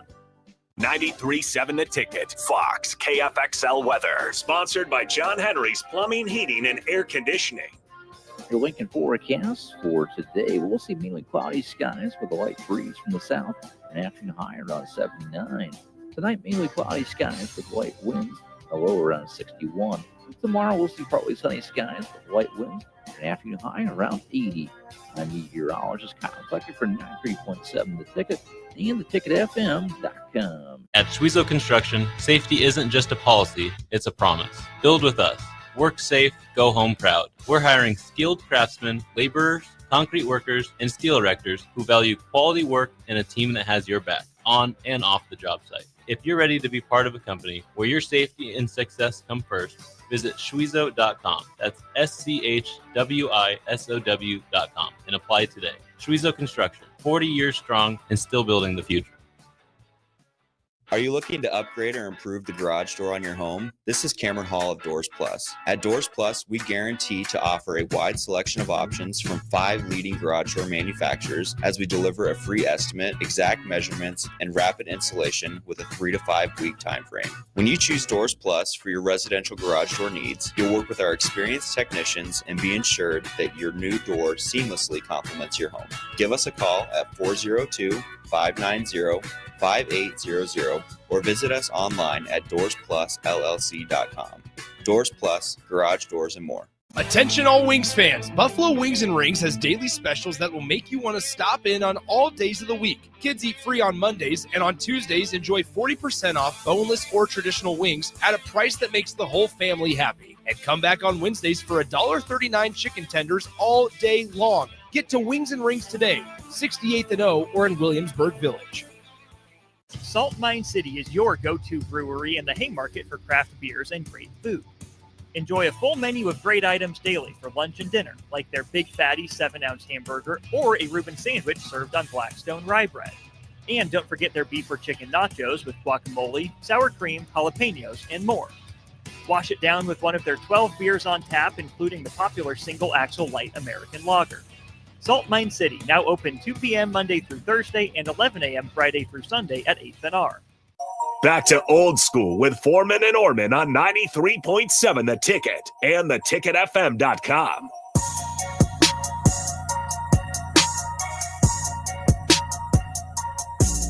Well, we're back. Jay Foreman, Austin Oerman. Little pregame prediction. We got a game a little bit less than 26 hours away. Nebraska comes in favored by, as of now, Austin. Where do you check? I just went to ESPN and saw 6.5. All right, we're 6.5 point favorite. I like the bet. I like Nebraska by more. Easy enough. Okay. What's a target number of points for the offense to score? To say that, yep, looks pretty good in week 1. Oh, they got 31. And defense, 20 or less is a good step in the right direction. Yeah. I think the defense goal should be 20 points or less, and offense at least 31 or more. I'd even settle for 28 out of the offense, which doesn't sound like a lot, but the last time Nebraska averaged 28 points per game, I'm pretty sure was in the COVID year of 2020. Mm-hmm. If not, it was, I think, 19 then. It's been a minute since Nebraska has even averaged a touchdown per quarter at the end of the game. That's not acceptable. So even just getting to, 28 points per game on its face doesn't sound like a lot, would be a big step back toward respectability for this offense. Yeah. Yeah, especially with, what continuity we got back in a defense that's in Cincinnati that's there for the taking. Yeah, we definitely got to do work. Mm-hmm. Do work. So Steve Stevens Money Management says take Nebraska and the points. Take Nebraska and the points. And real quick, Big Bang Hank said, "What are you grilling?" I'm not grilling anything tomorrow. I'm eating everything in sight. He's not grilling. He's grubbing. I'm grubbing, and we'll be at I'll blur about 5 o'clock. I'll be there. Pop in about 5 o'clock. Get that party started. All shots and drinks are on Jake Sorensen. True. Anyways, I'll definitely call in too after the game. So I'll be down in Kansas City. representing to the fullest. You'll see if he'll be lucky to get me to answer the phone. I'm kidding. That's all right. I'm kidding. I'll send a text. You can do it like you can read my text online. You just got to take out the curse words. Anyway, Jay Foreman, Austin Oerman, Old School. We'll holler at you next week.